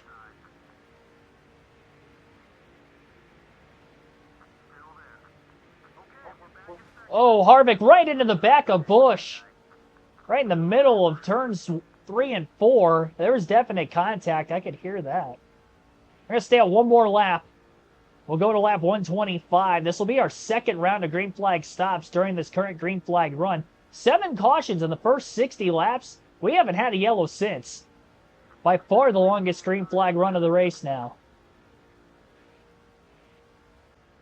They were one of the first. I think they had the earliest bye week. Week 5, right? Maybe it was 6. It was definitely early in the season. But if they can get another bye coming up for the playoffs, that'd be huge for them, because especially having that early one. It's always tough to have an early bye week. All right. Took care of not locking the tires up into the pits there, because we are going lefts only. Should be a slightly quicker stop than taking the rights only.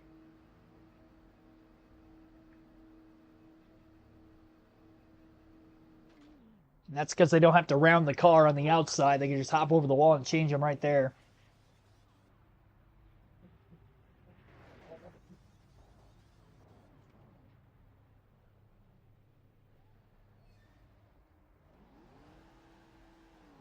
Brown and Goff.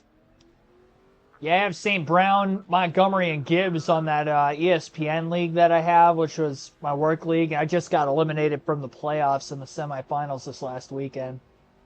Definitely hurt not having Montgomery there, but I think I still would have lost. It was a stacked team. My miracle run came to an end. I'm not complaining, though, because most of my team was healthy all season.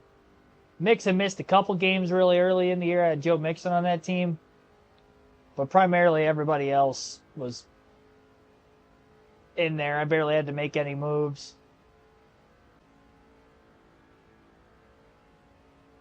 I still had a good week for scoring last week. Just not as good as the guy I was playing. Still on the lead lap with the two-tire stop. Jeff Gordon's still out on the racetrack. In fact, each of the top 5 make that top 4 still out there. Actually, we might have less than that. Got a couple cars we're probably going to cycle past. They're getting up to speed. There's Joe Nemechek. That's a spot. And Jimmy Johnson. That'll be a spot off turn 2.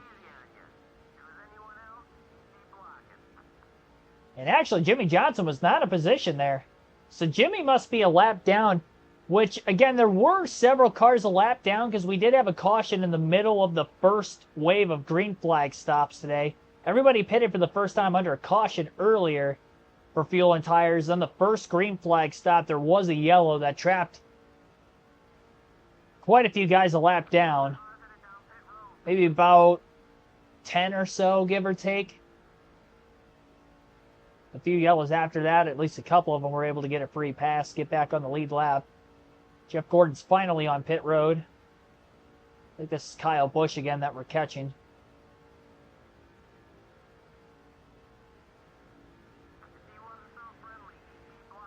I don't know what's going on with Kyle Busch. I don't know why he's off the pace and on the apron for about the last 20 to 30 laps.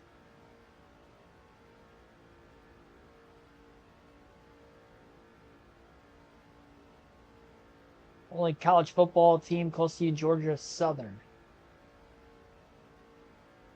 Really? Well, what do you define by close? Because, I mean, there's 120 schools.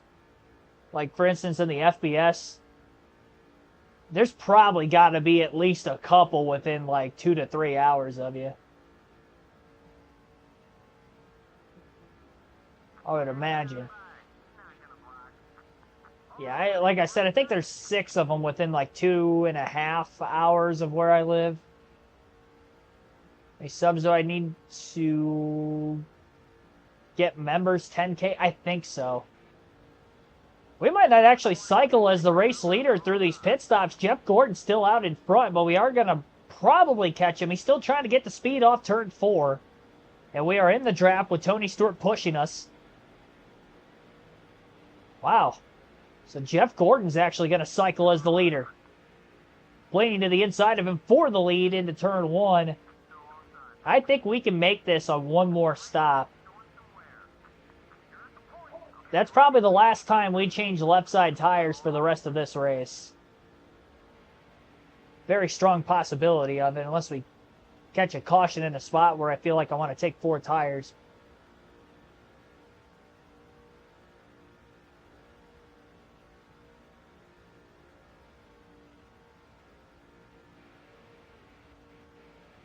Georgia Tech, LSU, yeah. Some big ones, too. Yeah, I mean, I was talking about, you know, the MAC schools. I have like 6, pretty much about half the MAC schools within 2.5 hours of me, but that's not even counting Ohio State University only being 2 hours from me, Michigan, a little less than an hour and a half. An hour 10, hour 15-minute drive to get to Ann Arbor, so... Michigan State's. I haven't actually been there, so I don't know the exact distance on that, but I would imagine that that's not that much further away than Ann Arbor to get to East Lansing.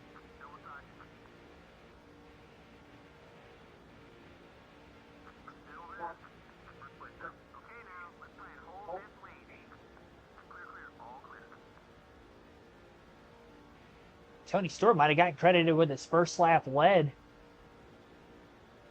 Jimmy Johnson, I don't think he's led at all yet. He's starting to close the gap.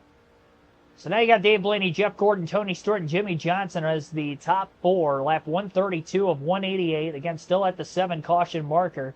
All 7 yellows in those first 60 laps. We're just over 70 laps into this current green flag run. We've gone through 2 cyclings of green flag pit stops. And here we are. Trying to make this race on one more stop. Jimmy's a lap down. Yeah, that's right. My bad. My bad. Forgot already. Yeah, Jimmy is a lap down, so he's not in the top four. Never mind. He gets out in front of us. He will not be able to get his bonus points. He's trying to unlap himself the old-fashioned way. Use him to draft. Yeah, that's going to be a good plan to go off of here. He's got to get here first, so Gordon's not letting him through. Lock Gordon. Hey, Gordon's still staying down in front of him. Gordon's quick. He is definitely quick. We definitely don't want him winning the race. He's closest to us in the points than anybody else. Jimmy's losing time up on the top. I think Stewart's got to pass him back to 3 and 4. He had no drafting help up there.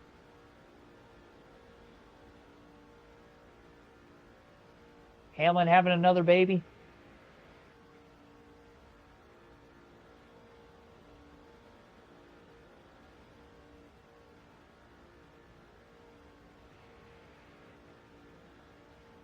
As if he didn't already have enough going on. Now he's got a pregnant wife again. He's in the middle of a lawsuit. He's owning a race team. He's still driving. He's got a podcast. The trick of all trades in the racing world.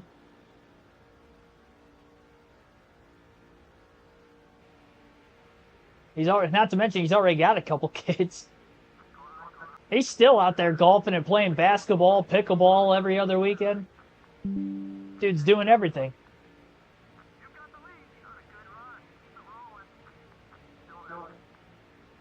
Johnson right behind Blaney. Tony Stewart up on the outside. When it rains and pours, yeah. Girlfriend, they know. Did I say wife? I apologize for that. I do know of that. I don't know about the personal lives of a lot of NASCAR drivers, but I feel like Denny Hamlin's been like all over the place media-wise. I feel like everybody's kind of known probably more about them than what they would like, or not like whether you like it or not. You're gonna know a lot about Denny Hamlin. Hoping Jimmy can get me the push to get by Stewart, and then hopefully have him get through. It looks like Dale Jr.'s catching us out of nowhere. Oh, Stewart scraping the wall. Still stayed in front of us off turn 2. Blaney's your pick to win the 500. I think I'm taking Kyle Busch. If I'm taking like a pre-Speed Week prediction, I think I'm taking Kyle Busch to win the 500. 20 years of trying. 20 years of frustration.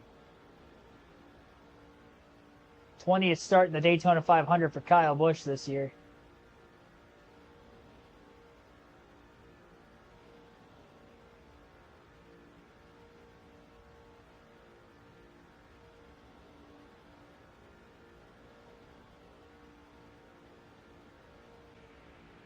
Obviously, I'll probably end up changing my pick during Speed Week, depending on how all that's shaken up, because that hardly ever stays the same for me. Although I think I did pick Logano before Speed Week started last year, and then I still ended up picking him after the duels. It's hard to go against Ford on a super speedway with this next gen, but that's why I might end up changing my pick again.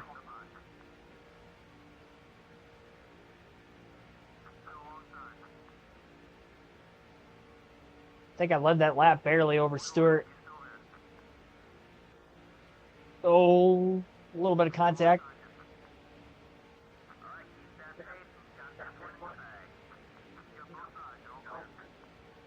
We got the big boys up here now.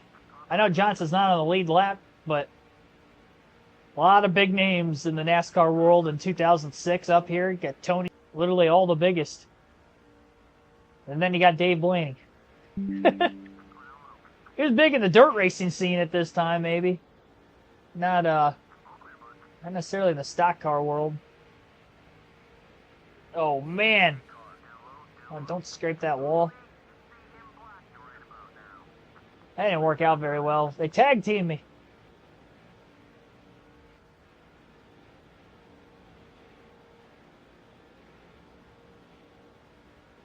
Yeah, where did Elliott Sadler go?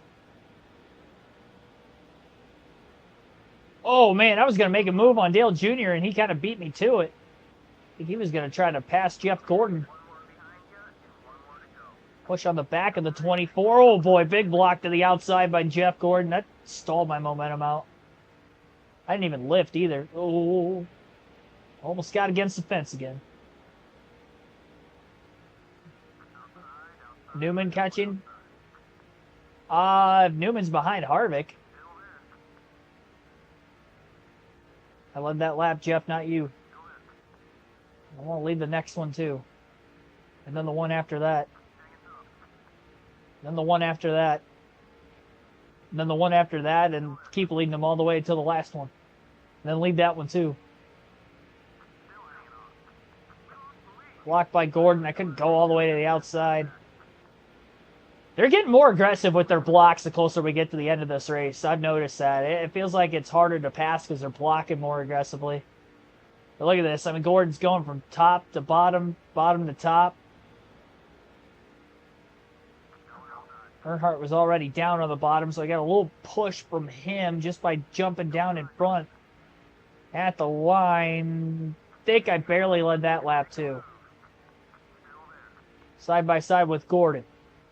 Dale Jr.'s up on the top, though. Blaney's got no drafting help down low. 22 slides in between the 24 and the 8. Stewart and Johnson kind of lost these top three. Harvick's 3 wide between the two of them now.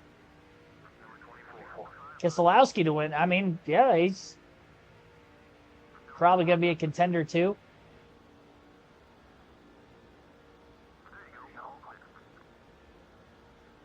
"47 laps to go here at Talladega this time by. We should easily be able to get one more stop out of this.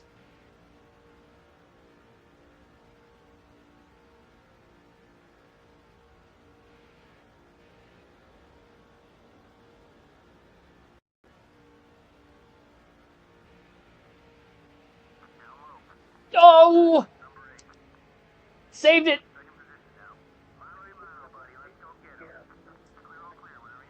Earnhardt's falling back.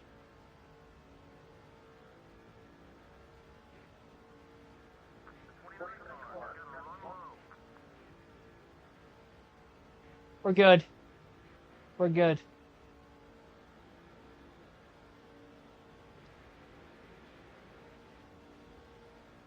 Gordon back to the lead.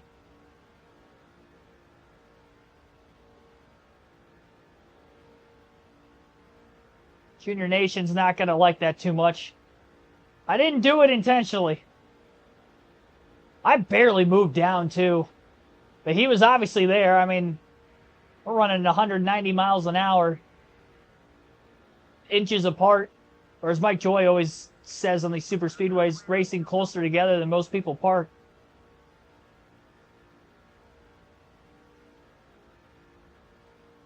Almost pulled an Elliott Sadler. There's some smoke off turn 4, like there was a near crash behind us at some point the last lap, too. Our incident was well before that. A near incident. That was in turn 2.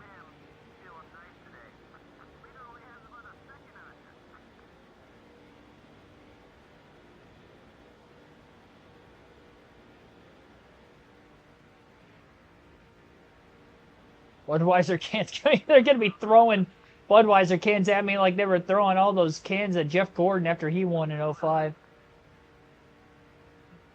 1 year removed.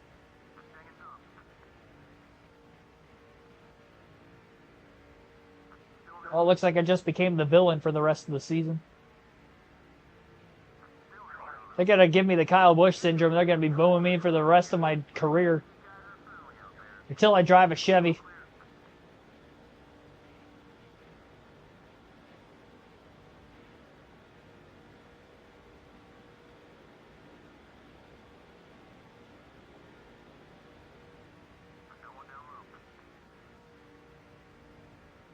Oh, it's 04.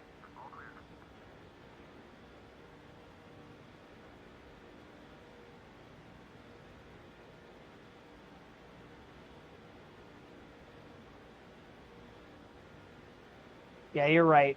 You're right. It would have been 04.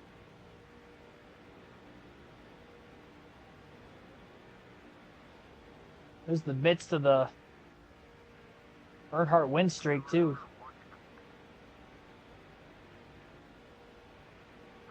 Plenty fans out there in Talladega, Alabama, I'll tell you that. I've said it before. I've told my stories. Crazy MFers down there.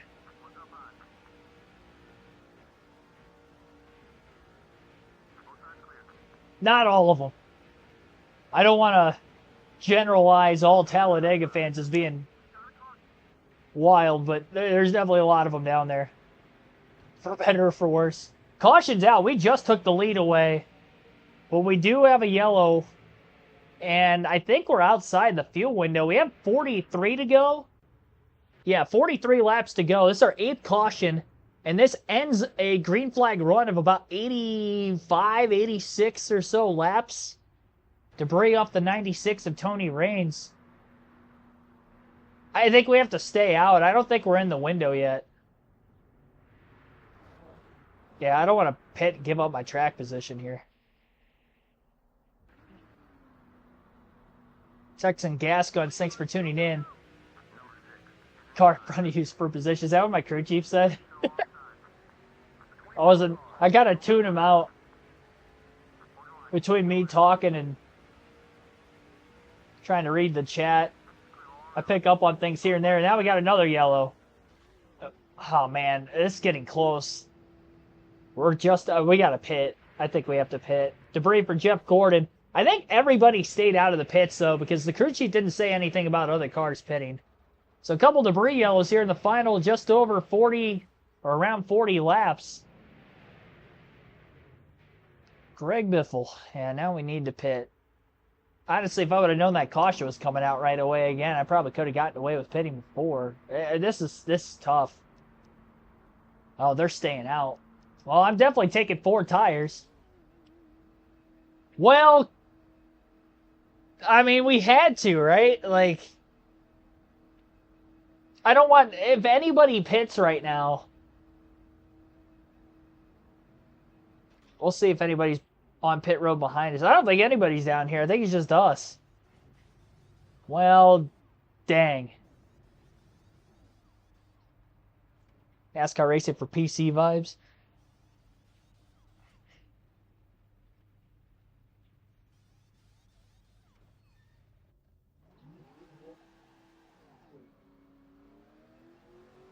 Last pit stop? I hope so. I hope so. No guarantees on that. There's only like 6 cars that are a lap down. Everybody else on track is mostly on the lead lap here. Green flag is back in the air. We're in 31st. Mark Martin got the free pass and was just behind us. Johnson's back on the lead lap. He was the first car lap down a couple cautions ago. I got to get in front of somebody. That was an aggressive move trying to get by him.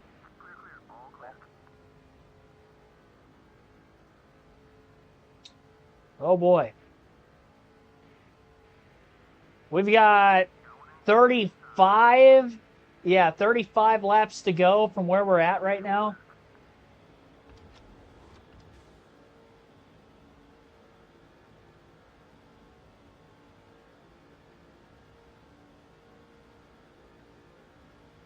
Car is fast. Gotta stay with Johnson. This is gonna be tough. 31st to first, no pressure. Oh, man. They'll have to pit soon, though. Like, they're probably going to have to pit within the next 5 to 10 laps. 10's being generous. They're probably going to pit very, very soon. They definitely didn't pit the caution before that, because crew chief didn't say anything about anybody pitting. So we're going to be in the lead pretty soon. It's just, do we have enough fuel to make it to the end is going to be the big question here.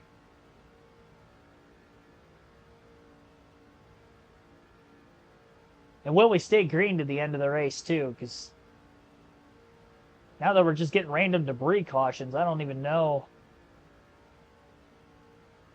I don't know what we're looking at for fuel.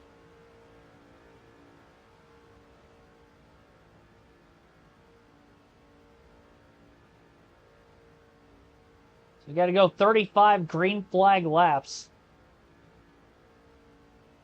I'd like to think we can go 35 green flag laps, but I don't know that that's a guarantee. Need a car to draft with. I know, I'm trying.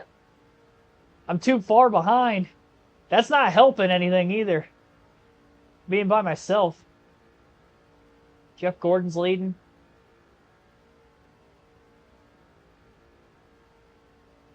See, if we get a caution, though, at this point, too, and everybody in front of me pits, I think I'll probably just come down still and top off just to make sure I'm good. Because I could at least get some cars behind me by going fuel only, but kind of like I did earlier. But if they've already pit, and then we get a caution, we're kind of forced to have to stay out at that point. But also with one more caution, that might put us in a better spot too. So, yeah, this is just like Dover. The Dover race, we had a caution like right on the edge of the pit window at the end of the race. And I had to save about 4.5 laps over the final run, and we barely made it. We're going to have a big lead once they pit. 31 laps to go. 6.4 seconds behind Gordon.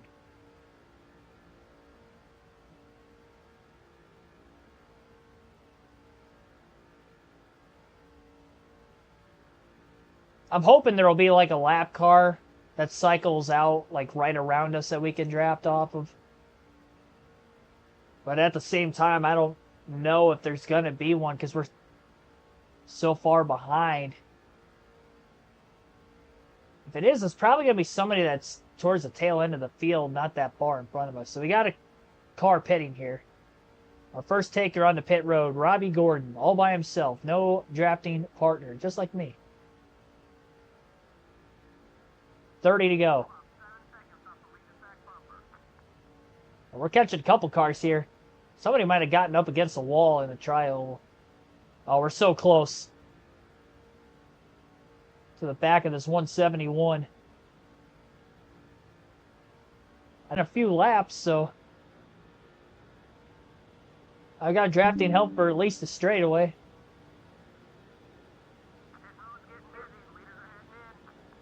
I'm going to try to stay wide with these cars pitting. Don't want to run over anybody.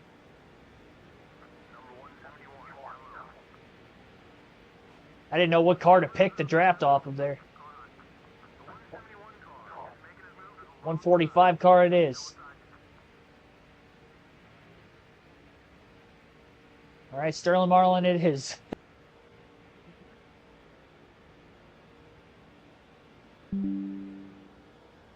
Kevin Harvick leading again.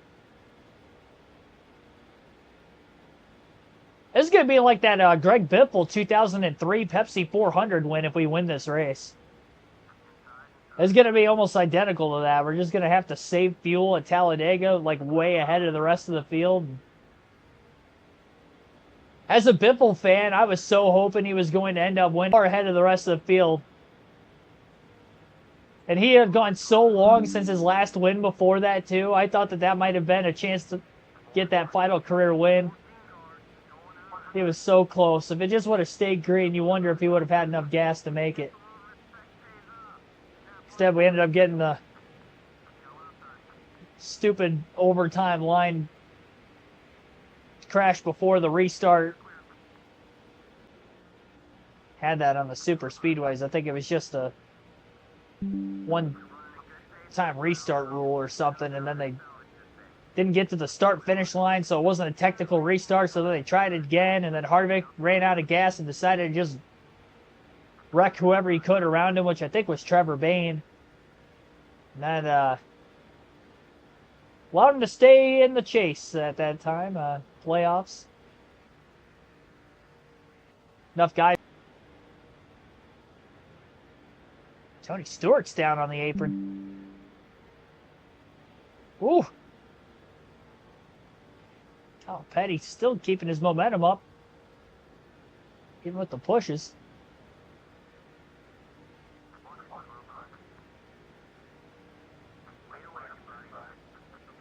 Oh, I don't like the overtime. Did anybody actually like the overtime line?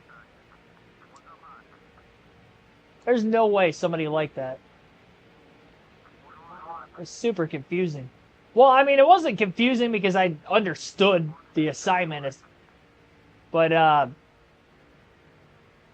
you couldn't really, like, see the line, especially when I was going to races during that era of NASCAR. In those instances, you couldn't actually see the line in person at the track. So, like, you really didn't know if they crossed the overtime line or not.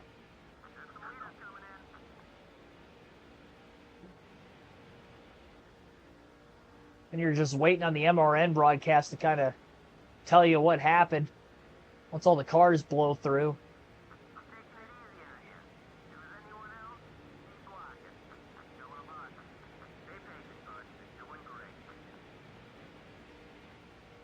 Well, we're up to 8th. Granted, a lot of cars that have already pitted here. Had drafting help for the last few laps at the very least.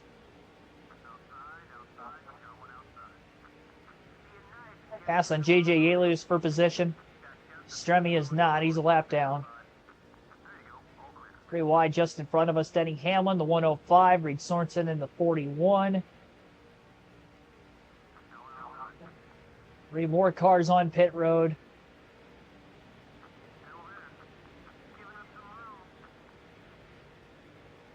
Pushing the 11 of Denny Hamlin.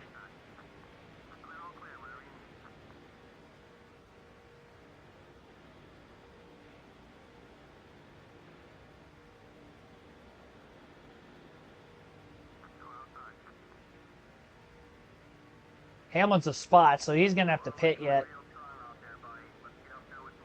It's Greg Biffle. His and Tony Raines' fault for causing all this.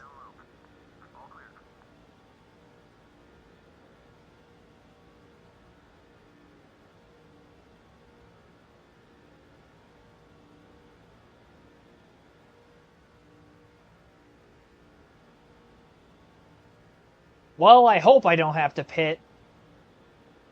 I mean, I really don't know for sure if we're going to be within that window or not. Definitely going to have a lot of time we could give up. Oh, that was a dangerous bump drive. I don't know why I was so committed to pushing Sterling Marley. I don't even know how he kept his momentum off. I pushed him up into the wall. He kept his foot in it, though. Passing Dale Jr. for second. Jeff Gordon still leads.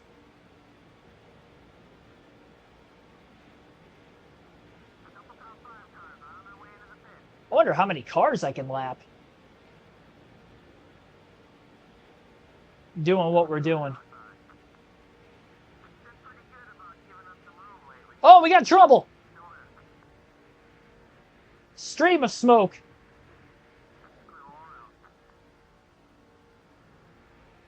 No caution. We stay green. A lot of cars just went a lap down. End of the front stretch into turns 1 and 2. No drafting help at the moment.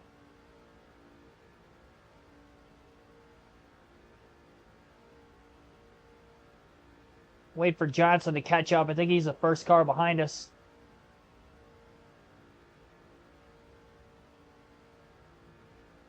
No caution that time. Oh, man, we got more smoke off turn 4. That was probably in front of us somewhere.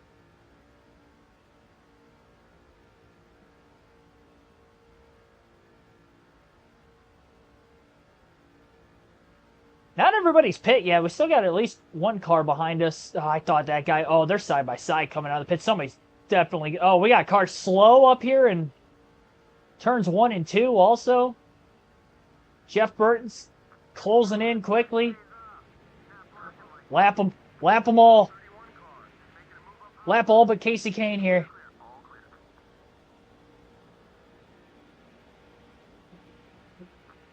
Casey's still trying to get his speed back.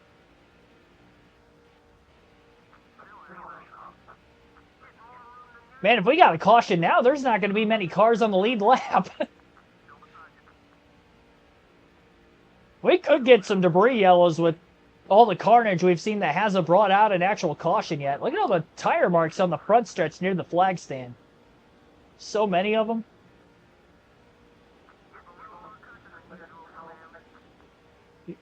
Yeah, we're definitely drafted with Casey Kane. I'd like if he were to run the bottom of the track, but wherever he runs, I'm going to have to run. Got 20 laps to go at Talladega. A fuel mileage race for ourselves and nobody else. Just not trying to so much speed.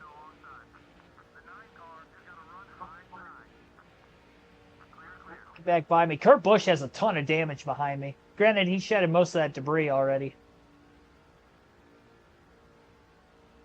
Dude's missing the front bumper. He's missing a hood. At a 41-second lead with 19 laps to go. I'd rather draft with Kurt Busch if I can help it, just because I think he's going to end up running the bottom. These guys are all trying to pass me because they don't want to be stuck a lap down any longer.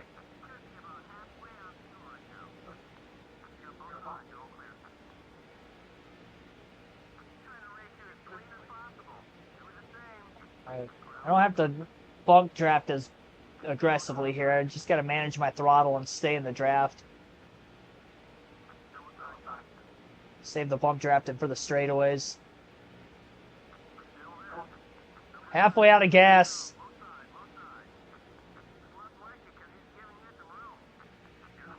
See, it's one of those things, too. It's like if I know I am going to have to pit before the finish of this race, which I think I'm going to. I'm halfway out of gas with 18 to go. I think I am going to be short.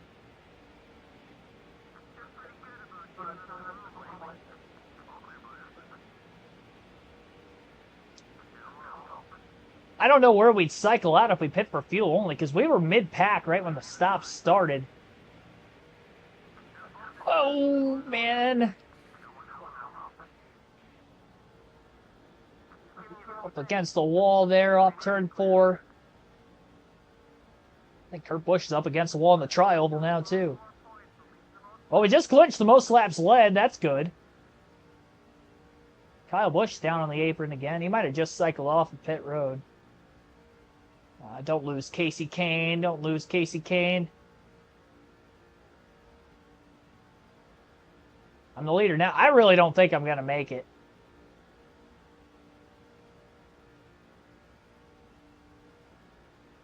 I think I'm short.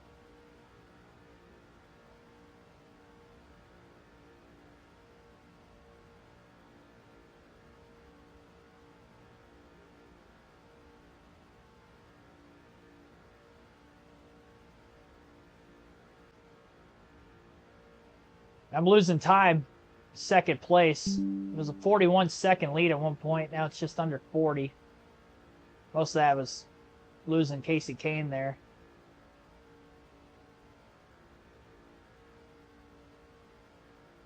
Yeah, I need to get off the gas more in the middle of the corners when I'm in the draft.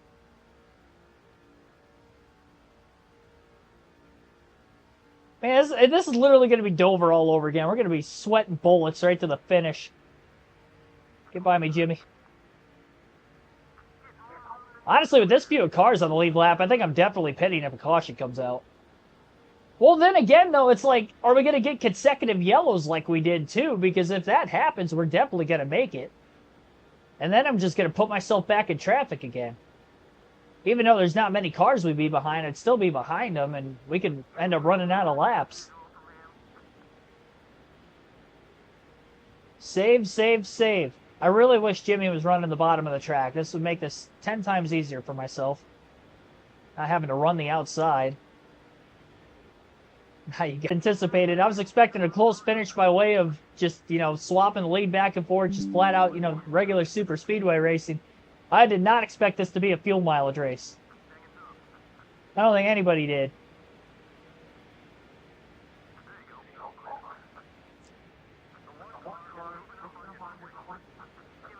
Stay off my left rear, Truex, please. We're giving up so much time right now to the guys who are just going gung-ho at the front of the field.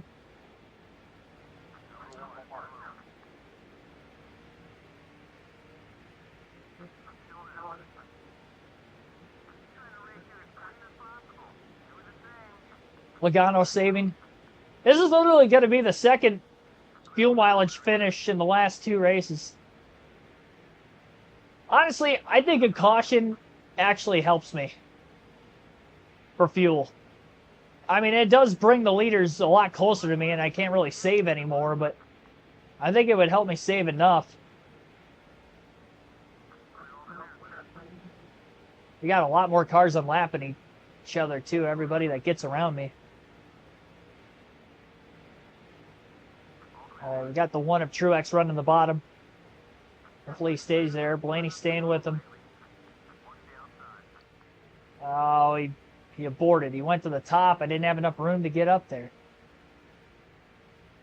I'm lifting on the back straight. I'm burping the gas. I'm trying to get him down in front of me. He's not going down there, though. They're all working against me. Oh, don't go up the track, Brian. No! What is this? Jimmy, his teammate just let him back in line.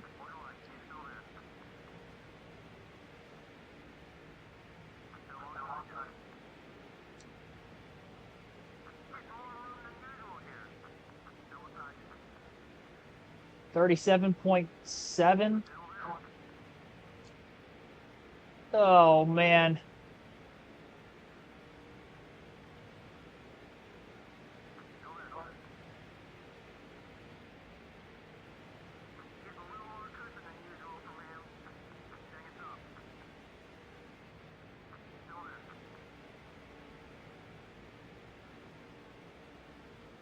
This is tough. Try not to make contact with anybody when they're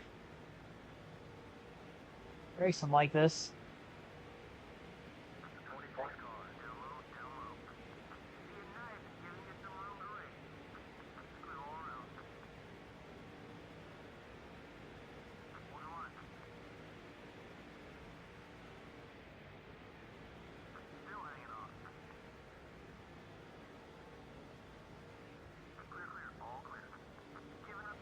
Pins and needles. A lot of pins. A lot of needles.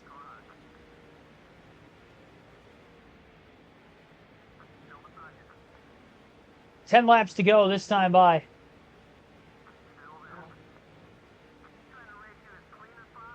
There are 18 to go when I hit halfway out of gas.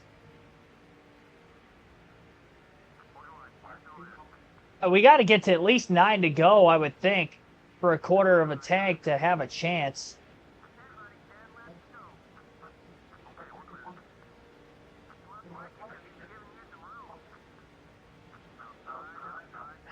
I was not trying to run on the apron.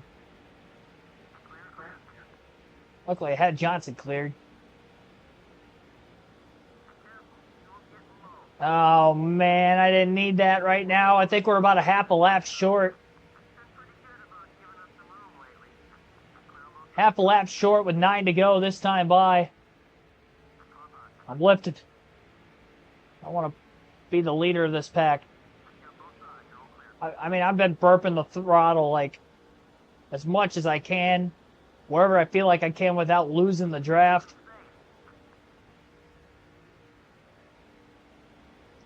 Have a 36-second lead.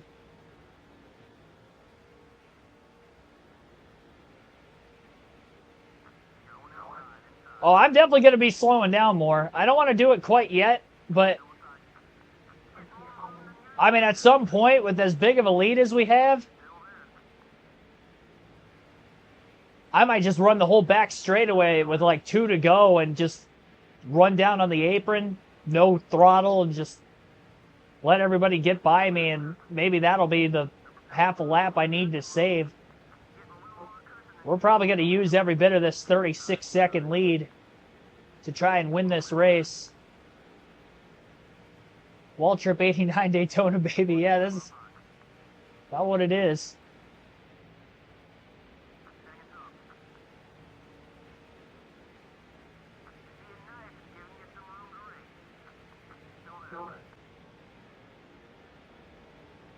Waltrip just let us in. I didn't think he was going to at first. Stressing out, man. Stressing out. 7 laps to go in the UAW Ford 500 this time by. Tony Stewart down to the bottom of the track. Don't wreck, guys. Don't wreck.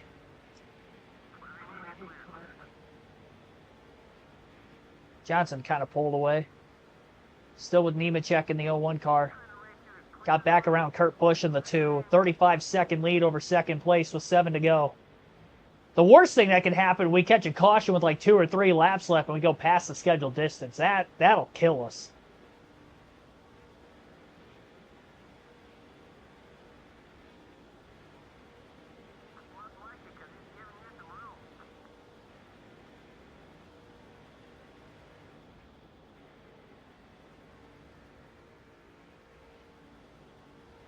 Oh, Sadler just blew up, I think. I think Ellie Sadler just blew an engine. Kurt Busch just hit the wall behind me. 6 to go at the line.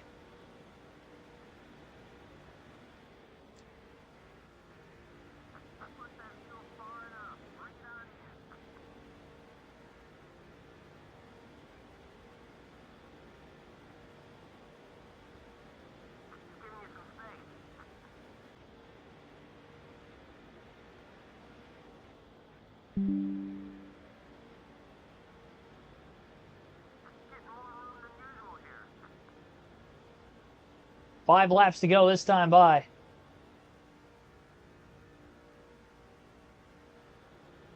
Out of the gas before the turns. I don't want to, like, get all the way out of, like, I don't want to lose the draft yet.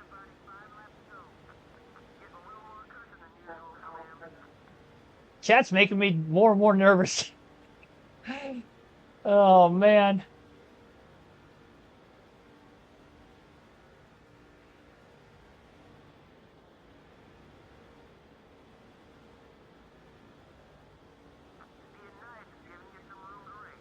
Trying to manage a gap now between me and the 01.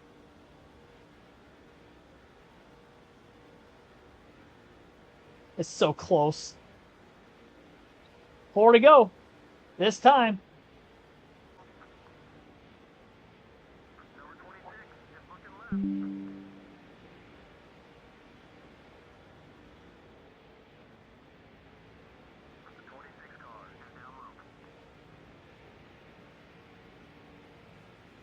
Four laps to go at Talladega.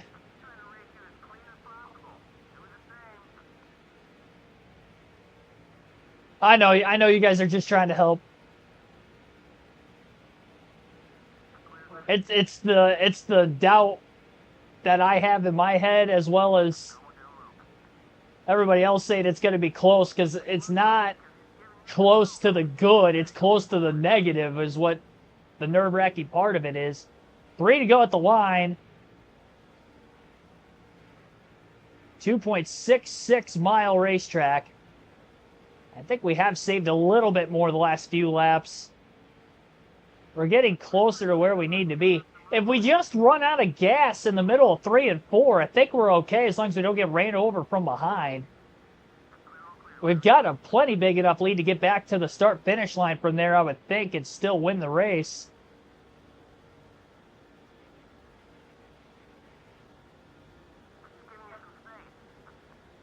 Yeah, we don't have to make it all the way back to the line before running out.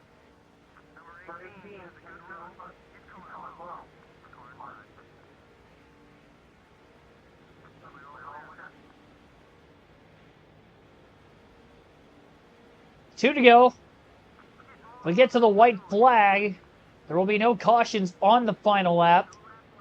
32-second lead. It was 42 seconds at one point when everybody had first cycle out of the pit. So we've given up 10 seconds trying to save gas. Kind of letting cars go and cycling in behind them. We've given up a lot of time.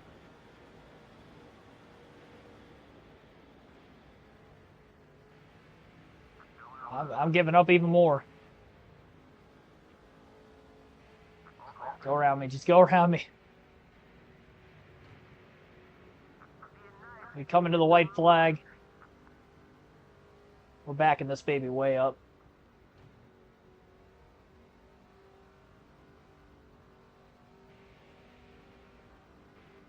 White flag. 1 lap to go. Still got a massive lead.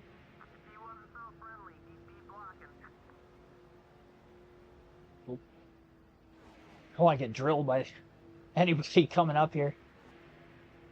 Okay.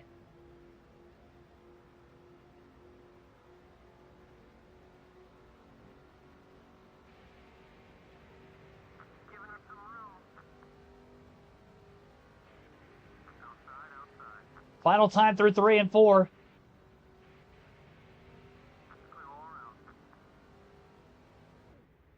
Yeah, we're out. We're out of gas. Right in the middle of 3 and 4. I wasn't all the way at like 180, 190 when I ran out, but I think we're still going to get back to the line. A long way down to the front stretch here at Talladega. Oh, Jesus. Go. I think we're going to do it, though. Dave Blaney wins at Talladega. Hands off the wheel. Let's go. Ran out going into turn 3. I didn't have I hit the start button, but it wasn't letting me do anything, probably because we were out of gas. So we didn't have enough for the victory celebration. Sorry for being more speechless than I usually am the last lap or two of the race there, but that was a lot of time we gave up. Margin of victory was 10.4 seconds. We had a 42-second lead with like just over 10 to go. Oh, we're probably closer to... I mean, we had a 30-second lead with about 2 laps left. Oh, man. 69 laps led, nice. 69 lead changes, nice. 9 cautions. That last one almost costed us the race, but we just made it. In the end, we outsmarted the field. We were able to lead the most laps. We might have been able to get otherwise, but we were able to lead the final 20-something odd laps of the race. Doesn't matter by how much, don't think. Yep. Yep. It felt like it was closer than 10.4 seconds with the butt puckers there down the end, but that's twice we've had to do this. This was way closer than the Dover race. I had to save a lot at Dover, but we also had a lap and a half lead I was able to give up. At least we almost had, I mean, we had a 42-second lead at one point trying to give up there towards the finish. 3 hours, 25 minutes, and 7 seconds total time on this race. Average race speed of 146.27 miles per hour. Who doesn't like fuel mileage races? I know Dega isn't really the track you'd want to have a fuel mileage race, but I'll take it, man. 4 for 4. And we won a super speedway and a mile and a half with Dave Blaney in back-to-back races, which I did not see that coming, that's for sure. We got another mile and a half at Charlotte tomorrow. The 600 at Charlotte earlier in the year, we finished 5th, and we only led 7 laps. So we're probably not going to have a lot of race-winning speed. But we'll see what we can do in that race. Obviously, winning these first 4 races is huge. You know what else is huge about this? Jeff Gordon finished 2nd. If I would have fallen back to like 20-something, he would have taken the points lead. So us winning this race and leading the most laps with beating Gordon by 1 position, that's big because we're not going to increase our points lead by much in this race. Harvick started on the pole, led 3 laps, finished 3rd. Dale Jr., 3 laps led. He still finished 4th, and he kind of fell behind there after the contact I had with him. Not the last green flag run, but just before we had those last couple cautions at least. Denny Hamlin gets a top 5 and 5th. Good run for him. Led a lap also. Matt Kenseth 6th. Casey Kane 7th. Jimmy Johnson 8th. Martin Truex Jr. 9th. And Brian Vickers 10th. So the chase drivers, we had Blaney winning. Gordon 2nd. Harvick 3rd. Earnhardt 4th. Next chaser was Jimmy Johnson at 8th. Outside the top 10 chase drivers, I know Sadler DNF'd. Dale Jarrett 21st. He got 5 bonus points leading 2 laps. Still got 4 more somewhere. Greg Biffle, 32nd. 1 lap down. Tony Stewart. He must have blew up late because he finished 4 laps down. I think Tony Stewart blew a motor late in the race. He led 2 laps. 27 laps led for Sadler. We saw him blow an engine in the final 10 laps. One of the Busch brothers blew a motor late. Probably Kyle Busch because I think Kurt finished with all the damage. Ryan Newman also blew an engine in this one real early. So that's why we didn't see him for very long, because he was in that 5-car group battling for the lead middle of the race. So that's why he wasn't up there after the fact. Bobby Labonte, Jeff Green blew engines. W. Sanders, a lot of engine failures. Paul Menard. So looks like 9 drivers DNF then in the race today. Big gaps on 6th through 10th now. Yeah, that's for sure. Need to be top 10 at Charlotte. Yep. Yeah, Gordon's put the pressure on us having these solid runs. Really since like the second half of the regular season onward, though. Even though Gordon's only got 1 win, he has been ridiculously consistent. What a dub. 4 for 4 in the chase, baby. Let's go. 6 races left. Dave Blaney. The fuel mileage king. It's 2 of them in the last 3 days, or the last 3 streams. So we didn't stream yesterday. Unbelievable. 500 miles at Charlotte tomorrow. We're going to start it a little earlier tomorrow evening, 5 p.m. Eastern. We will go live. Might win Charlotte if I be patient. Maybe we get another weird caution. At this point, give me the fuel mileage races. What could go wrong? I know what could go wrong. I'd rather not have them, but I'd rather not have them if I have the speed capable of winning like I've had here today and at Dover. But, you know, maybe Charlotte, I'm rooting for a fuel mileage race to give me a shot to win. 119 points. Over Gordon. Harvick's over a race back in 3rd now, too. Even though he had a top 5 today. Johnson's 4th in points. Yeah, so, I mean, I think those DNFs from Newman on back, they're pretty much done. Even Biffle finishing 32nd. It's going to be tough to make up 260 points and 5 positions. I kind of figured going into Dago, obviously everything was still somewhat tight, especially in the top 5 or so, but we really have, now that we've gotten through Dago, which I kind of figured that was going to be the race that was going to shake everything up. I mean, we had 4 chasers DNF today. Well, 3, and then Biffle finished 32nd. And then Jarrett finished 21st. Only 5 of them in the top 10. And the 5 that were in the top 10 are the 5 guys that are in the top 5 in points. Gordon, Harvick, Johnson, and Earnhardt.